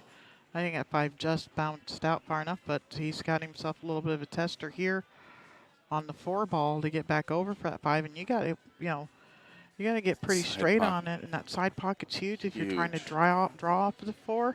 Yeah. Man, oh man, it's not coming easy for Lake right now. He's Yeah. making it happen. But I was talking to Kevin. I just haven't seen Lake settle in yet. I haven't seen him feel comfortable. And I'm used to how him often being has such he, a smooth shooter. How often has he been in a situation like this where he's on the live stream in front of there's all kinds of people standing around watching this right now. He plays a bunch of big tournaments, but as for this, he won the Chinookins Open in 2017, the 8-ball. Okay. So that's his one big win here. Missing that bank shot, and I think that was a little hasty decision banking that ball, but when you're confident to make the ball, Yeah. I mean, both these players bank incredibly strong. Oh yeah, at this level, they're most definitely shooting, and making banks and stuff like that. It just. James firing this bank? That I don't would think, really surprise me. I don't think so. He's playing safe behind the 10. Is he going to get there? He's got the 8 and the 6 as well, and now the 9 ball. Can Lake see through there? No.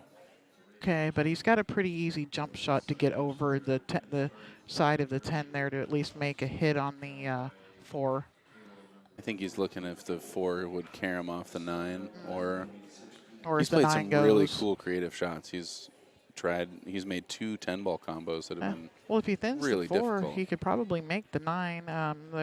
They are kind of close together. I don't know if they're close enough to throw. About what looks like Maybe. about a half-inch apart I over can't there. believe he's got a window. He looks like he does. Oh, he's Just freezing it up. tightening it up. That's scary. It puts you on 1. Yeah, and the 9 now can be thrown in because they are frozen up on top of each other.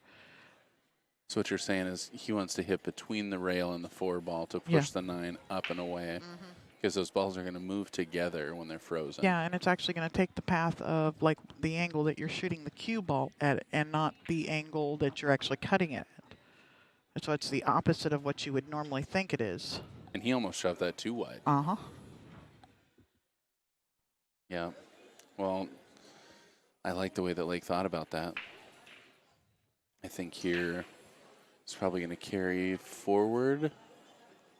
He can avoid that side pocket. Looks like he's lining up low. He's shooting it in the side, I think, and going. Sliding between the 6-8. Yep. Look at that control. Oh, so jealous. All right. And just dump the 5 in the side, cue ball back off the rail. Basically swing it's a here. shoot and stop on the 8. Yeah, you want to leave yourself a little angle to drift from the 8 down for the 10, but that's that. Yeah. Yeah, just slide off of this towards the 10, stacking up in there. Well,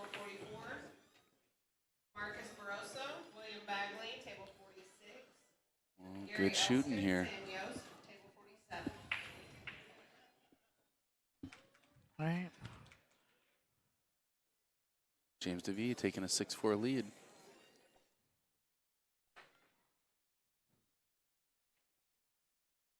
I think I call him Davee sometimes and Davey sometimes. It's Davee.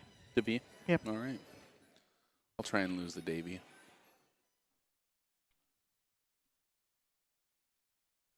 Yeah. Wow, so we were talking earlier, so the winner of Mike D and Jason will play the loser of this match. Yep, that's for 4th Jason down there. Copeman. Yep. Do you know who bought Jason? I don't know who bought him. All I've got is the list over there of who. We did. Oh, you did? So you had got both of those players. Awesome. Pretty exciting. Yeah, it is. You're guaranteed to be playing in the 3rd place. Yeah, that's nice. Sweet. Sophia Tran made a really cool printout for the Calcutta, and unfortunately I wasn't able to find it, but I'll leave that for after this match and take a look later. But right now, looking pretty good. Yeah. excited. This I is tell you, I was telling Kevin, everybody's thinking, oh, yeah, you're going to buy Stan because he's the highest Fargo rate in this tournament. And I'm looking at if I'm buying anybody in this field, I'm buying James. I'm buying Totally. Big Daddy. I'm sorry. Here, I'll put it back. The players are taking a break. So people that I was looking at were James Davee. I think Stephen Weekly. Stephen Wakely did not perform definitely to his capabilities. He's a No. monster. Cole Gibbons. Cole Yep. Gibbons went for $400. That's a huge. That's a big buy and could have Mike been. D for $300. Yeah. I mean, that's a steal. Grim, you went for $1,000. Grim didn't have the tournament of his life. Stan Tarango went for $1,300 and did not make the cash, not even in the regular event. I can't believe Grim and Cedric went for the same amount. Cedric had a great performance too. I mean, I'm not downplaying Cedric's ability.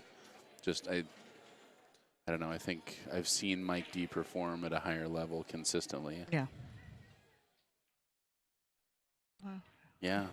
I know he's his whole family's down here, and the two of his kids were sick, and he's been dealing with that. Plus all of his stuff that he does for the Western BCA, and he's performing really well in this tournament. Yeah. He's got to be getting a little bit mentally fatigued, and physically too. By the time you get through these, race to 9, some of these matches are taking over the 2-hour limit. I think that's why you end up seeing a lot of these players that play at a high level that also volunteer with Western BCA make a decision to do one or the other. Yeah. Because it's just frustrating. You're involved, and I mean, when you're playing, you're like, oh, shoot, I won another match. Sorry, I won't be able to be there till then. Yeah. That doesn't mean your head's in winning that match at all. Yeah, nope. So. Yeah, but yeah, James, I didn't know Lake at all before this, so I know he's got, the second highest Fargo? Yep. Yeah, my pick, for almost any tournament, as long as like JD isn't playing in it. Well, anymore, JD isn't a favorite, but James, he's just. Especially 10 ball. Yeah, but he's so tough, and and maybe have somebody said in the chat room seasoned, but he's a grinder, too. Dude, he's a grinder. He came back from, how many bones did he break in his body in that motorcycle accident? I know. He was laid up at the hospital for months. Both of his legs broken, all kinds of stuff. It was a ton of them. And he didn't play pool even for a little while before that. He had quit playing for a while. And this was, 5-6 years ago, I think the accident happened. Where he was up in a hospital bed with casts everywhere for a couple of months. For months, and then battles back. I mean, completely teaches himself the game again, and... No, I heard you saying something about Kevin Fong last night. He had a stroke within the last 4 years. And he not only had to teach himself how to play pool again, he had to teach himself how to walk, how to talk, all of that stuff. You can still see some of the limp in him, but physically fit as can be, and that comes from the martial arts in his back. He's very much into the martial arts and the healthy living and stuff like that. So he is such a focused player, such a great competitor, and I was just really, really impressed with his game. Unfortunately, he throttled me. He also took out Joel Peck. It was a formidable foe. Yep. Yeah. But that's another player that, like we're saying, performs and also volunteers. So you see him sitting in the booth for 6 hours before his match, and then as soon as he's done, he's right back up in there. Yeah. So brackets. John A. asked where we could find the brackets, and yes, that is where you can find them. Sandro, the westernbca.org. Go check out the new website. If you're a member, get logged in, get yourself an account going so that you know when new things are happening, and you don't have to go and ask 100 people and get the 20 or 30 different answers. It will be right there on the website, and I think it's going to let you know when there's new things. So you can also sign your team in online. Isn't that cool? That is awesome. I know. I signed my team in by texting today. Yep. And if you... There we go. Look at that break. If you haven't seen it already, Darren, a couple of hours ago, put up a list of team captains who have not checked in yet. Go check and see if your team is on there. And get checked in online. All right. I mean, this is pretty problem-free. Once he breaks that 6-3 apart, I do think he'll play that one ball in the lower left-hand corner pocket, get between that 6-3. Yeah, and the 3 ball is the next ball, so unless he gets some stupid funny double kiss off of the 6 ball. Yeah. He should be pretty good here. From there, the only tricky Yeah. thing is the 4 to 4 to 5. 5, yeah. Yeah, proper angle there is huge. Just got a look at the lay of the land here with this LittmanLights.com overhead cam. Oh, he's just going straight safe. Did he leave an opening? He got around more of that 6 than he wanted to. I don't think he did, though. I'm looking at it. Yeah, in it's person pretty here. tight.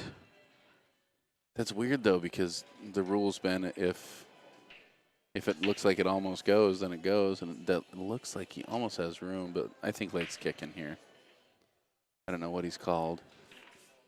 Eric wants to know when Kevin and I, when we're coming to Washington, Monday. We will be there Monday. And then we get on the plane Tuesday and fly home. Oh, he was able to. Oh, he was able to see it. Just Three-ball enough. He goes, overcut it. Oh, he's going to man. give it back. Yeah, he's going to say, have fun. It would be an illegally pocketed ball, which Kevin covered, I'm sure, in the rules at the beginning of this match. Yep. So it is James's option. Now, had that been the 10 ball, it would have spotted back up and still would have been James's option. Yep. So he's just kicking right before that side pocket. A little bit of running English. Probably going to catch the foot rail first. Yeah, well, he's going to get reward. Oh, no. Oh, yeah. It's tough to see, but I think James can see the edge of the ball to play safe off of. Yeah, he's definitely got an edge. I was looking if he had enough to pocket it, but I think that 4 is in the way. No, I don't think the 4 is in the way to shoot that ball on the side. It might be just in the way. That's tight. I don't think he has a pocket. Yeah, but the only problem with like thinning off of this ball is when your cue ball runs into the 8, that side pocket's kind of big. If Yes, you hit indeed. it thin, the corner's big. So this is a touchy little shot that James is going to have here. How do you like really thinning off the 1 and drawing off the 8? He's rolling forward. Wow, he was trying to get Right behind that behind 5 the ball. That 5. was a great try. Does he have him behind it? He can see it, but I don't know if he can see enough of it to cut it in. Lake not cooperating. He was right in my line of sight. I was trying to stand. Oh, no, he can cut that ball. Eric, got we it. will be going to check out the new fleece and see Kim and Dave and everybody on Monday evening. The Mike Littman is in the house. The one, the only, the man. 80 light provider. The man, the myth, the legend. Mike's great. I think he'll probably end up in the booth here at some point tonight. He will. Another pool enthusiast that loves talking about the game. Yep. And We're coming around 3 rails for that 4 in the side. 4 is the next ball, right? The 3's not. Yeah. oh yeah, he's got just enough to cut it. Is it gonna get around? Yep. He's got a shot here. And if he wanted to, he could push around the same 3 rails, or he can just lay up here and take your cut on the 5. But he's got to get back table. Yeah, he could draw out of there. If he just lays this up, he could draw off of the 5 and miss the 7 to come out for the 6. Yeah, I guess I thought the 5 was a little bit further past the pocket. Yeah. Yeah, he should be able to draw off of this. Yeah, he's got room to draw off it. He wants to miss the 7, get between the 6, 8, and make sure he doesn't come back out and let the 8 get in the way. Yeah. I think here you're not using as much left English as you are draw. Because left will kind of continue to wrap you around. Yep. There it goes. Beautiful That's a nice shot. shot. Oh, I call that a recovery shot, and that's an excellent recovery. Yes, it was. Just pop off the rail so you've got angle. Now, I like to follow this 2 rails at the line of the 8, but if you don't spin it, you end up going too far. You've got to really, you'd rather overspin this and end up having to shoot the 8 in the corner than underspinning it and having, you can back cut the 8 to the side pocket, still let your cue ball go a couple of rails around. Nope. Beautiful. Looks pretty straight here. Yeah. Just draw back.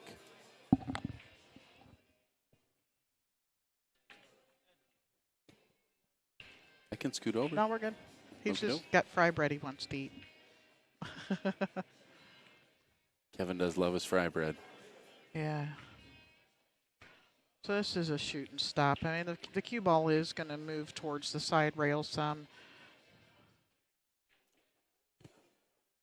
Yeah, I just want to not think about that. I always try to force that shot to get off the rail, but Yeah, no, there's no need for any of that. 10 ball corner pocket. beautiful. Cutting 5-6. that lead by half again. Yes, indeed. And it's going to be his rack and break. Looks like 7-4 over there with the Mike D set. All right, he's making a comeback. Yeah, Jason Copeman, a 635, playing Mike D, coming in at a 672. Yep. But boy, Jason, every match that I've seen of his, he's been up 7-2 or 8-3 yesterday against Bob Zach, and Bob Zach battled back. Yeah, and I think that set ended up being 9-7. yeah, Bob Zach's a tough opponent too. The BZ. Eric, I'm not exactly sure what time. You know, it's a 5-hour drive from here.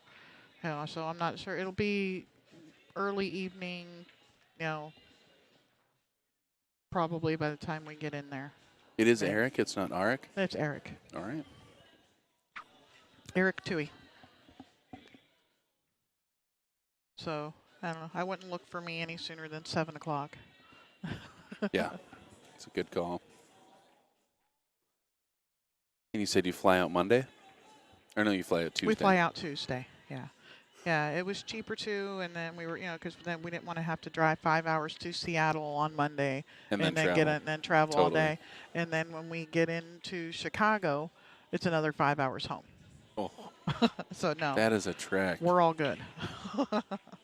And then you sleep for 2 days. Yeah, that's a nice break. That's a really nice That's break. a really nice break. 6 ball's gonna kind of maybe come into play here a little bit with cutting this one in. He can cut it to the max, don't overcheat it, but cheat the pocket and probably just miss the 6 ball. And if he glances off the inside of it, it's okay. It'll just straighten it up some. I don't even want But to it- touch that. He's yeah. gotten in trouble a couple times Oh yeah, like that. but hit it just thinning it. You're all right. If you hit that full, you're down here on, you know, and Behind the could be in 3. trouble. Yeah. Oh yeah. But yeah, I mean, if you're drawn off it and trying to miss it and get to that end rail, there's a thin piece there between the 6 and the side pocket from the 1 ball. Yeah. See, and it Excellent. did, yeah. Totally. And if you would have hit that harder, I could see him just catching that a little more thin and the 6 pushing him behind the 8. Yeah. Really glad he played that soft. And this here's a tester, you know, when pressure's on. Just got to push straight through this. What's the difference in the guaranteed money here? I can't read that little stuff without my glasses on. So is this is not the elite division. It is not. Drills it. Get that magic rack out of there, Lake. All right, there we go. There we go. All right, so second place is 1320. First place is 2340. So right now, the winner of this is guaranteed 1320. So it's almost a $600 match. It's $745. No, the for winner third. of this is only guaranteed third. Or, sorry, the Oh, loser of this is yeah, only guaranteed Yeah, third. winner is guaranteed second of $1,300. Look at that shot.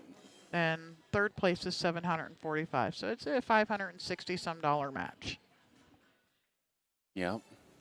Well, I tell you what, if And you got to be beat twice in the Yeah, finals. yeah. I mean, that's huge advantage. I tell you what, if I'm James right now, I don't like seeing Lake get nice and comfortable and breaking and running starting this. to get loose. Yes, Get that magic indeed. rack out of the way. It's going to get back to 6-6 with James breaking. I mean, James still has the serve advantage, but Yeah. talking a race to 3 for some big cash. Sue Frisbee, Andy Kloss, table 53. Claire and Chris Jenkins, table 38. Lee Roll and Kelsey Joe, table 39. Doesn't have a whole lot of angle here, but he can force He's it got to the it, rail yeah. backwards. Might with be a some little more English. straight than he wants to be, but he's going Yeah. to 2-rail this forward. Ian Burns and Brad He looks like he's spinning this forward. I like playing that forward. Yeah. Martin Chavez. All right. 52. You can elect to snatch his rock back here, with the 9 ball off the rail a little bit.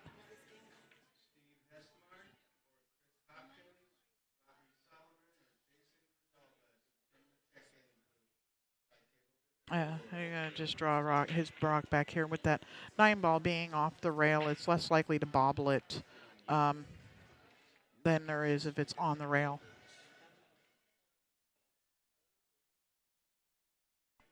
Hello, Monty. Man, and Lake MacKay breaking and running this rack, coming Yep. back to 6-6. Woo! Yeah, We got a match. dropping the hammer.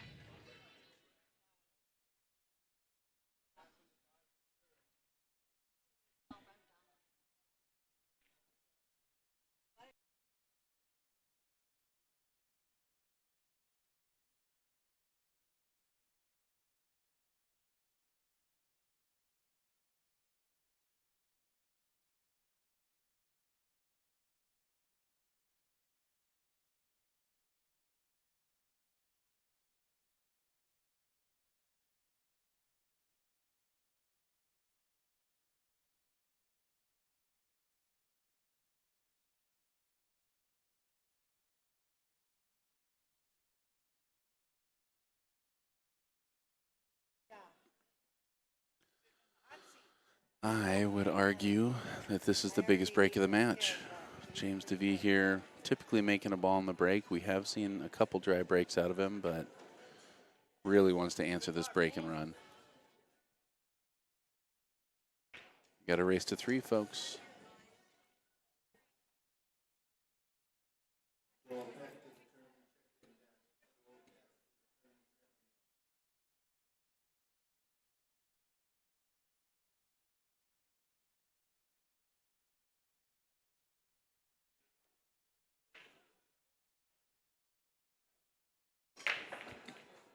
Oh, man.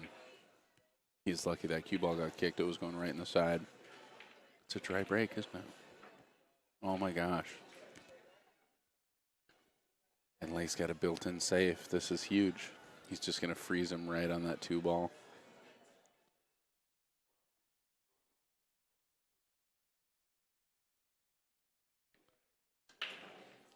Probably try to get the 1 ball between. Oh, no way. I think he let him see it. No. No, he can't see it, but he can definitely. He's not quite frozen on that, too, so he's got enough room to spin around. So, yeah, he's going to spin off that rail, try to knock the 2 down towards the foot side of the table, and probably bring the cue ball back around where it is. That's what I would imagine anyway. Yeah, he wants to make sure he gets a good hit on this, though. Last thing you want to do is take it for granted, end up hitting that 1 too thin. Yeah, he is lining up inside on that cue ball. So barely missing that 2. Great shot. He hit it a little more full than I thought he would. Yeah, man, this table is not, definitely no gimme. It's not no gimme. Lake's probably going to play safe here. I like playing off the right edge of the ball and taking both of these to the side rails. He could also really thin off that 1 ball and come around the 5 to get back by the 2-3. Okay, let me get you guys a different angle. Sorry, I was taking care of the graphics for that other table. Could also go the other way. It looks like he's, no. So he's just knocking the 1 back up and focusing. He's playing mostly cue ball. Yeah, he's got a 3 ball wall there, and he didn't Left. get there. He's Not let at all. James see this. He's got this, Oh, yeah, all day. it's a huge missed opportunity. I mean, James, this is no walk in the park for James, but he is thrilled to have this shot on the 1 ball.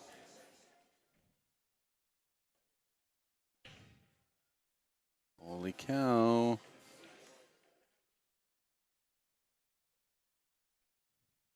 Yeah, we do have finals. The first finals getting underway in just about 5 minutes on that bonus coverage table. It is He the missed bronze it. No one. way. Well, And, that look at is what the he's first done. missed ball. I guess we saw him miss one in the side, but it was an incredibly hard shot. That's Yeah. the first unforced error we've And seen out of James. Blake is going to have to either massé this ball or jump it. He likes Massayan. Yeah. He swerves well. Oh, talked himself out of it. I think that's smart. You don't want to risk following it in. Yeah, This is exactly. a real simple jump. Come off the edge of the ball. Yeah, and he can draw it back a little bit for the 2 in the side, or even stop right there. If it goes forward, actually, that's good because then it gets him to the 3, that angle. Yeah, I think he was trying to Oh. take the 2 in that other corner pocket. That's all right. He had an angle. Yeah, I think the 9 ball might help him straighten up his cue ball here. Yeah, I think he's going to play this nice and easy. Yeah, and maybe even the 9 ball helps slow it down some. But it looks like to me the path of the cue ball is to go right at the 9 here. He may play this with inside. If he feels like he's going to contact the 9, he could use the help from the 9 to spin down for the 3 and go on the backside. Yeah, because to me it looks like the angle is right at it. And if it is, the last thing you want to be doing is cutting that 3 across the table, jacked up over the 9. Yeah. I think he's going to push through this. And he's going to cut this as least as possible.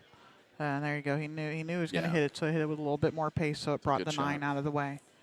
So now he's going to come around the bottom side of that 4. He doesn't want to try to hold for the side pocket. So we're going to see him play this with some high inside. Or just some inside.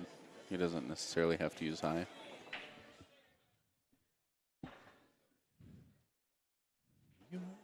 So to hang around. JB MBC wants to tip recommendations. I'm kind of old school. I like a nice Harden LaPro. I play with a triangle. Have for like the past 12 years. First time one was put on my cue, and I fell in love with it with the first hit. And Kevin's like, I can't believe you like these these tips, and God, I do. I he's love playing them. that gap right between Oh, the look 4-8. at What a that! shot. That is precise position play. All right, show off. You are a 7-14. We believe it. That was an incredible shot. So are you I trying to don't just know stop why. this ball like right where the 4 is, or Play draw the it back? 8-9 gap. Yeah, Totally. That's the broadside of a barn if you can hit that earlier gap. yeah. Well, Yeah. especially being that he's just about straight. And the cue ball looks like it's going to carry towards the side rail, this bottom side rail a little bit. And it depends what he wants to do with the 6. The 6 is not an easy shot. Yeah, no, and you just roll the 5 in, come back out, and just not past the 8, so that you cut the 6 into that upper left-hand corner. Do you flirt with all that traffic, bobbing and weaving and knitting and crocheting through all those balls to get up tables somewhere? At 6-6, I'm done flirting. Yeah, no. We're not. We're dancing now. We ain't flirting anymore. Yep, stop this ball. And unfortunately, it does if you play it that way. No, maybe he's going to come around. I mean, he's got plenty of room to do whatever he wants. If he plays this high so that he can play the 5 in the upper left-hand corner pocket. That corner right by his hand. That's what he's doing. Yeah. I like this. It gives him more options to get to the 6 ball. Had to overrun it a little bit. Yeah. Just a nice, soft little bit of draw where just barely, and he can cinch this up a little bit. I did that. My fingers got dyslexic on me. Chelsea. Or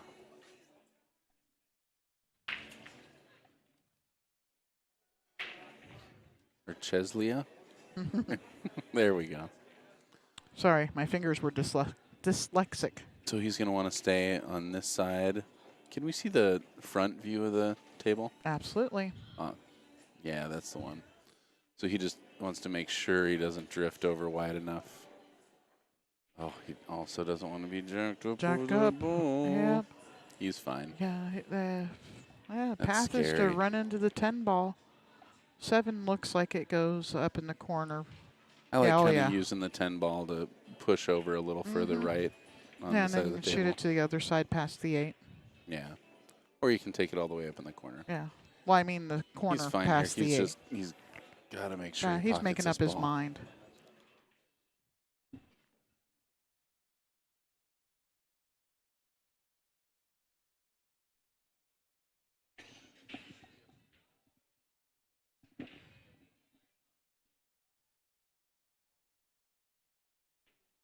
You got to make, if I'm running into the That is 10 not and where not you a go. fun shot to be Yeah, queuing. no, he doesn't like it at all because, How do you jack up in the middle of the table? yeah, Maybe James will take the shot for him.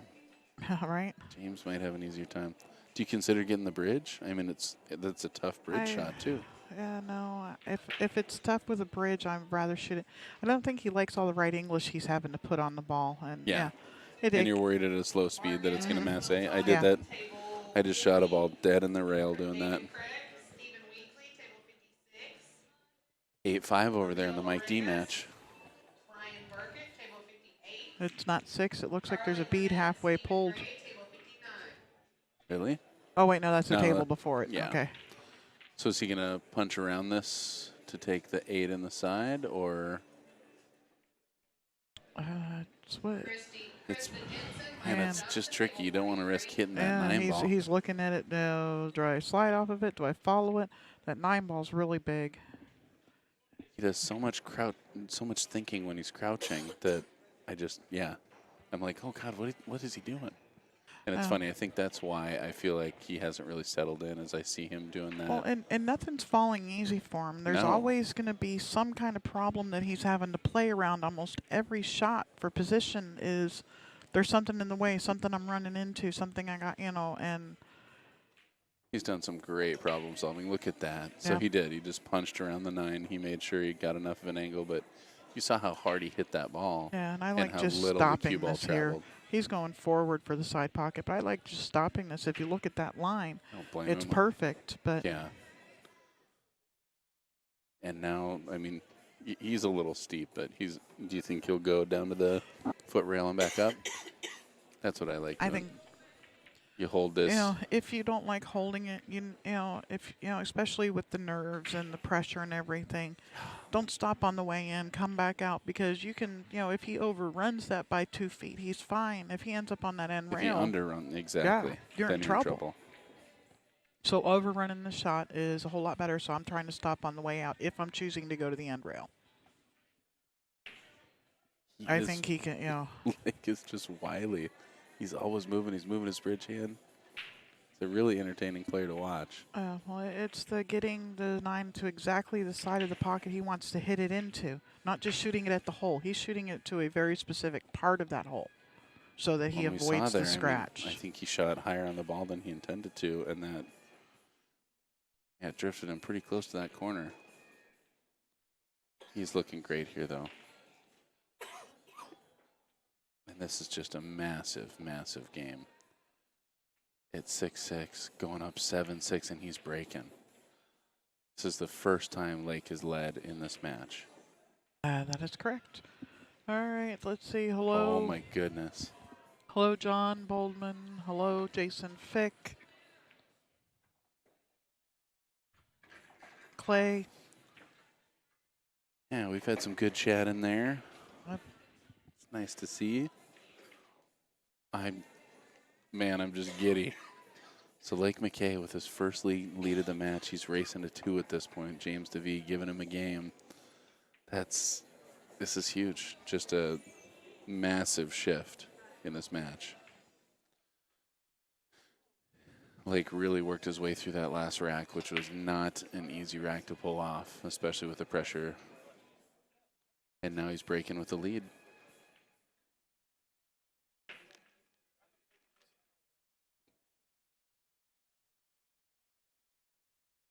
I'm good. All right, Lake to break. Come on, ball. Make a ball here, and we're feeling good.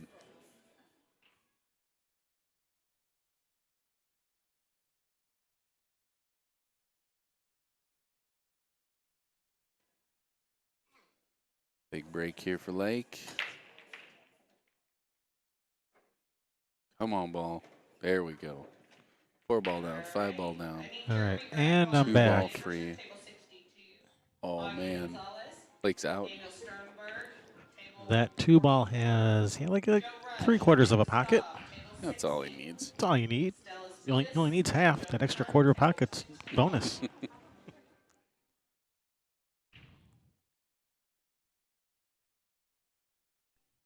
Is Lake taking the lead for the first time this set? He took for the first time. It's He's totally, and he just had a really rough rack in the last rack and took his time, worked his way through it, and it was awesome. He made some gorgeous shots. Trying to draw back towards the center of the table. I can't tell if he's on the right side to get back for the 3. Man, this sure looks like if he draws straight back, he's going into the 8 ball. That's how it, Yeah. That's how it looks to me. But yeah, he's got the wrong angle.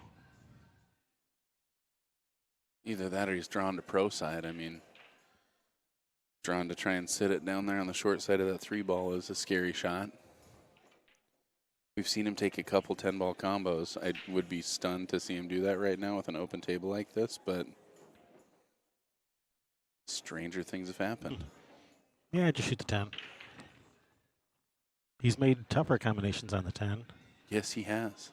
like plural. Yep, this would make his 3rd. And not the most difficult of the 3 either. No.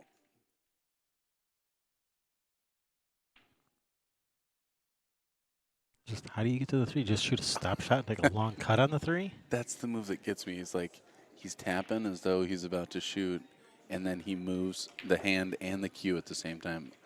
Oh, man. Yep, should have shot the 10. No, that was just it was just so tough to get back to the 3. Yeah. And I liked what he was doing. I mean, he was trying to push through. He knew he was making contact with that ball and just was trying to push through. He even had some inside to hopefully throw his way down.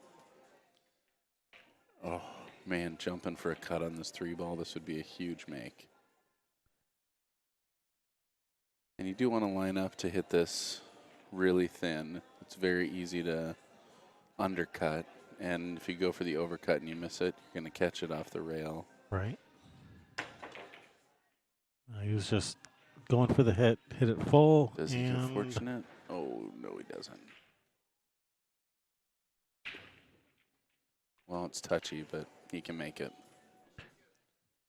You know, the reason Man. is they want us to go hill. Yeah. Obviously. There's Doing no it all other, for you guys. There's no other explanation. They want us to go hill. Oh, man. And we got a bronze 1 singles final over there on our other channel. Yep, that just got started a few minutes ago. Chelsea Reeder and Angel Espinosa. Angel about to go up 2-0. So that's a fun match. Not quite as thrilling as the one we're watching right now just yet. He does just have just enough of that 3 ball. You could see he caught the outside of that pocket. He's going to come around 3 rails here on the 6. No, maybe not. Maybe he's going to try and draw. You think he'll try and draw underneath the 9? Because 3. Yeah, if you go forward, you got a few different things you got to avoid. So.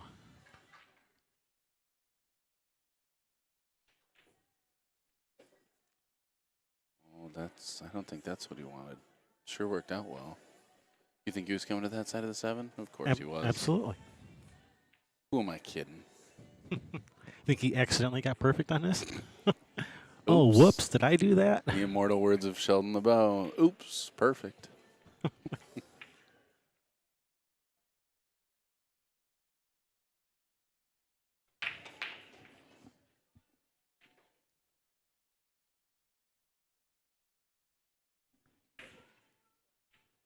Speaking of perfect. All right, it stopped just in time, so he has the good angle to come across for the 9.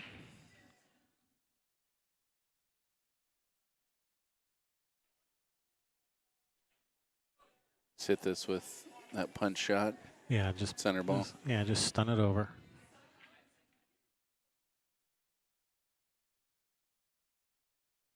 cue ball will be stunned. Like, I can't believe you hit me like that. I am stunned.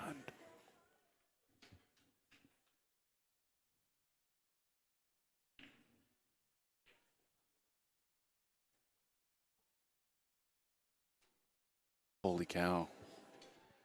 And Jason Copeman over there at 8-5. He's got a 4-ball out with a look on the 7, and this could be the set for him. You know, I was starting to think Mike D was going to start making a comeback over there. He was mounting one for sure, and he just missed that kick and kicked the ball in the wrong pocket. So, I mean, Jason's got a tough back cut here, but if he can wrap around for the 8-ball, it's looking good. Big shot here for James. Is he going to run it up and back? You just go forward for the 10 on the side. Oh, he brushed the 10, and now this is tough. Yeah. I mean, it's still makeable, but He's going to back cut this ball. yeah, it's still makeable, but it's not the straight-in shot he was hoping for. I love cutting in the side, and this is a tight back cut. Oh, he's got more room off the rail than I thought. Yeah, he's good. Yeah, I think it looks worse on screen than it is in person. Yeah. Look at that angle for it. Going 7-7 with James breaking if this goes. Oh! Oh, no way. Wowzers. Man. All right, Lake with a huge opportunity. I blame here. the chat room for that. I blame the chat room for that. They talked him right out of that. They're all saying how easy this is, so yep. So I blame the chat room. Yeah, it's real easy to be sitting here and saying, oh, yeah, he's got the, oh, yeah. Just because James makes it look easy doesn't mean it is. Holy Lake cow. MacKay on the hill, 8-6, race to 9. Huge swing. Man. And I tell Lake you- is going to be breaking. Nope. James is breaking. Oh, that's right. It's rack your own. I'm so used to the 9 ball where you're racking for your opponent here. Yeah. They keep getting me like that. I'll figure it out by the end of this tournament, which is today, by the way. Mike D's back to the table. He didn't get out. Mike does not look happy about the shot he's shooting. You can see him up in that screen, wearing the red shirt, walking back to the tables now. Jason entering the playing area. Table 7, if they're using the beads, it's 6-4, but I don't know in favor of who.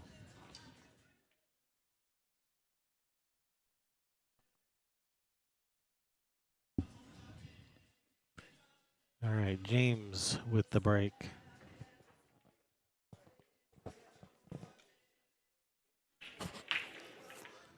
We've seen a couple dry breaks. That's kind of how this got started, was a dry break. Hey, no, there'll be no talk of dry breaks. No, I'm just stunned when it And happened. dry break. You're right. It All is a right, try. kick and Gosh, stick. darn it. Kick and stick this one. You're not pushing? Depends if you can kick and stick behind this 3 or not. Because I'm kicking and sticking, but oh, you mean off the side rail? Off the side rail, yeah. No, it's too close. Think so? Okay. Too Then close never for mind. me. Too close for me. Too close for Lake, too, it looks like. He's pushing out. I was going to say that's kicking this is something I do, and I know that's not right. So, Yeah, if I would do it, it can't be right. All right, leaving the bank. He's daring him to bank at this one. A I double don't dog want dare to you. dare James to bank anything. Yeah, have you seen him bank? He banks pretty darn good. He's really good. Has Lake seen him bank? Does Lake know that He's about James knows to. how to bank? He's banked the ball pretty solid a few times in this match. But yeah, I mean, do you want to be shooting this bank for the match? I don't know. And this is exactly Depends the kind if- of bank that he shoots. He's Depends if you absolutely think a you- one-pocket Depends player. if you think you can get a safe out of it if you miss. Depends where you think you can get that cue ball down here behind all these balls. Nice thing about this bank is it's coming in at a pretty shallow angle, so it's got a good chance of getting back to the middle of the table if you miss it. Kink and stink. Kink and stink. He's giving it back. So he must have not felt good about the bank. It looks like a pretty thin piece of the 1 ball, and you definitely got to push that 1 ball down to the corner pocket. Yeah, I didn't see. Did Lake call the bank? Did he call the one? Cross corner? Despite the fact that his Q-tip is a 1/4 inch, he must have. Swish. Wow. And shape on the 2, but man, he pushed that 3 in a tough spot. Mm-hmm. Do you think he's going to try and get perfect and shoot the 3 up in the corner? It's hard to not try to get behind that 3 ball, but it's pretty hard to get behind that 3 ball. If you can, yeah, can he avoid the 4? If he can avoid the 4, yeah, you can land straight in on this 3 up to the corner. He's got to get straight, though. I mean, that 3 is right by the side pocket. Oh, he got there. His eye was on that 3 ball and took his eye off the 2. Oh, man. Got a little fortunate there not leaving a return cut, but man, oh, man. James is playing safe behind the 8 ball here. I would think so. Or bank the 2 to this bottom left corner and land on the 3. Who knows? Looks like 3 ball might be masking a little bit of the 2. Am I wrong? A common occurrence? No, he's got the full ball. Yeah. Oh, I like hitting the 2 ball pretty square, banking it back up the table around the 4-7 and trying to get behind the 8 ball.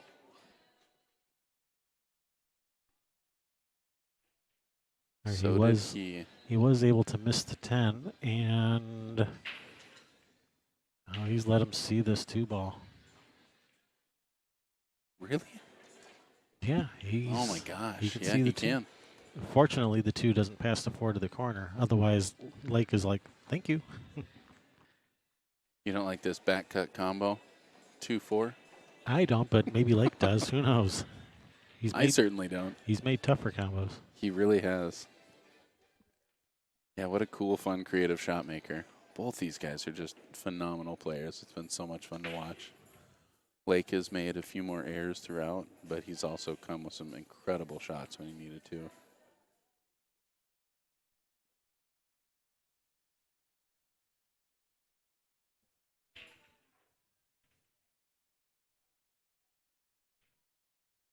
All right, safety.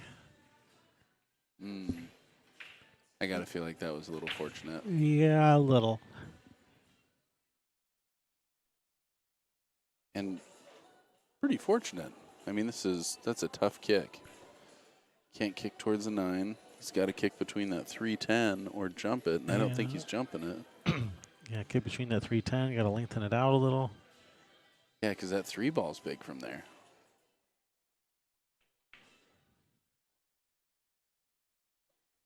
No way can he get through there, really? Tying it up. Wow, taking the intentional foul. You don't see that too often. And that didn't really do much. Didn't tie it up. He's got an easy 5-7. He kind of threw his hands in the air at that, and when he saw that it lined up like a dead combo, I was like, oh, man. I think part of that is just that helpless feeling that when you feel it slipping away, I mean, he's played really solid this whole set, and he's got a couple rolls that just haven't gone his way, and there's always a swing in a match, and you feel it swinging away from you. He does see the 3 ball, right? He's just lining up. I think he's just planning his out. I think he's doing this just to mess with me. He must. I'm sure that's it. I said he sees the 3 ball and he's on the 2 ball. You see the 2 ball, right? Yeah. Well, I do now.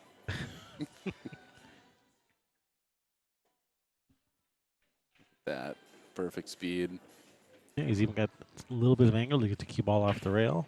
Yeah, almost like you planned that.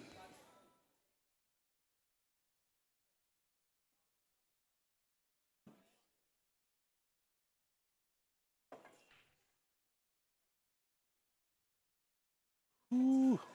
All right, so forward 2 rails around the 6 ball. Yeah, I think Lake is starting to feel it. Yeah, totally. Wants to leave himself pretty straight Oh, here. wow. I can't believe how soft he hit that. I don't either. Wowzers. I got to think of a different word. I use that one too much. I really struggle with this because you know that 5 is going to pop out a little bit because you're cutting it. You want to draw the ball because you want to make sure you're on top of the 5, but you I mean, you can't let the 8 get in the way. Yeah, this is so easy for it to go wrong. And did it go wrong? Oh, man, I think he's got it. I think he still has it. Yep, I think he's like, all right, I still got it, but Yeah, man, yeah, oh, man. I still got it. I still got it. Yeah, he doesn't look too concerned. I think he's all right. Man, I wish I had it like that. Not worried about that corner pocket Gonna at go all. take a sip of his tasty beverage. Have a smoke. When you're cutting this, are you scared of that corner pocket? Corner? No, no. Maybe I should be, but I'm not. Well, Yeah, no, just come up, between the 8 and the rail, playing for the left side of that 6.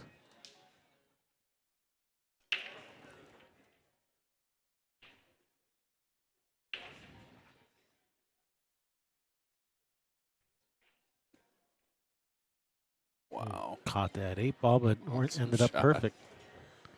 All Boy. right, these 4 balls Like looking for really the good match. here. 2 rails out of here. Just get to the middle of the table.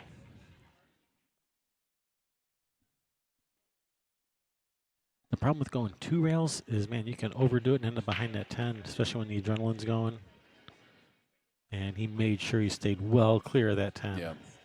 It's like, there's no way I'm going to overhit this. If anything, I'll underhit it and back cut it. I don't care. Just don't get behind. Do not get behind that 10. You think he's going to do the same here? He's got options here. He can definitely draw to that side rail if you'd like.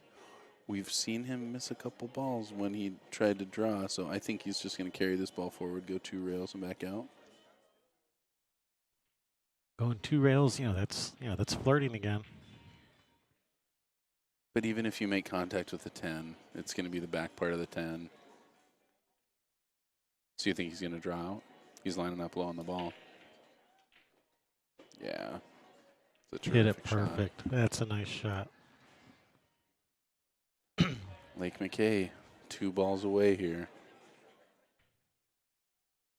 You say MacKay? Yeah. MacKay, yep, I asked him. I went and made sure we were saying his name right. I think James will probably give this 10 to him. No, he's not No? gonna steal that. Not gonna steal that from him. Wow. All right, Lake MacKay defeating James Davee 9-6 in this hot seat match. Unbelievable. Lake will be moving into the finals. James still alive. Will be playing for his 3rd place match, probably coming up right away. All right, we're gonna have the bronze 2 finals immediately after this match. So stick around. We'll be right back with the bronze 2 finals. Thanks for watching. Summerfield Abner, Kevin Ross with Railbirds. See ya. Signing out.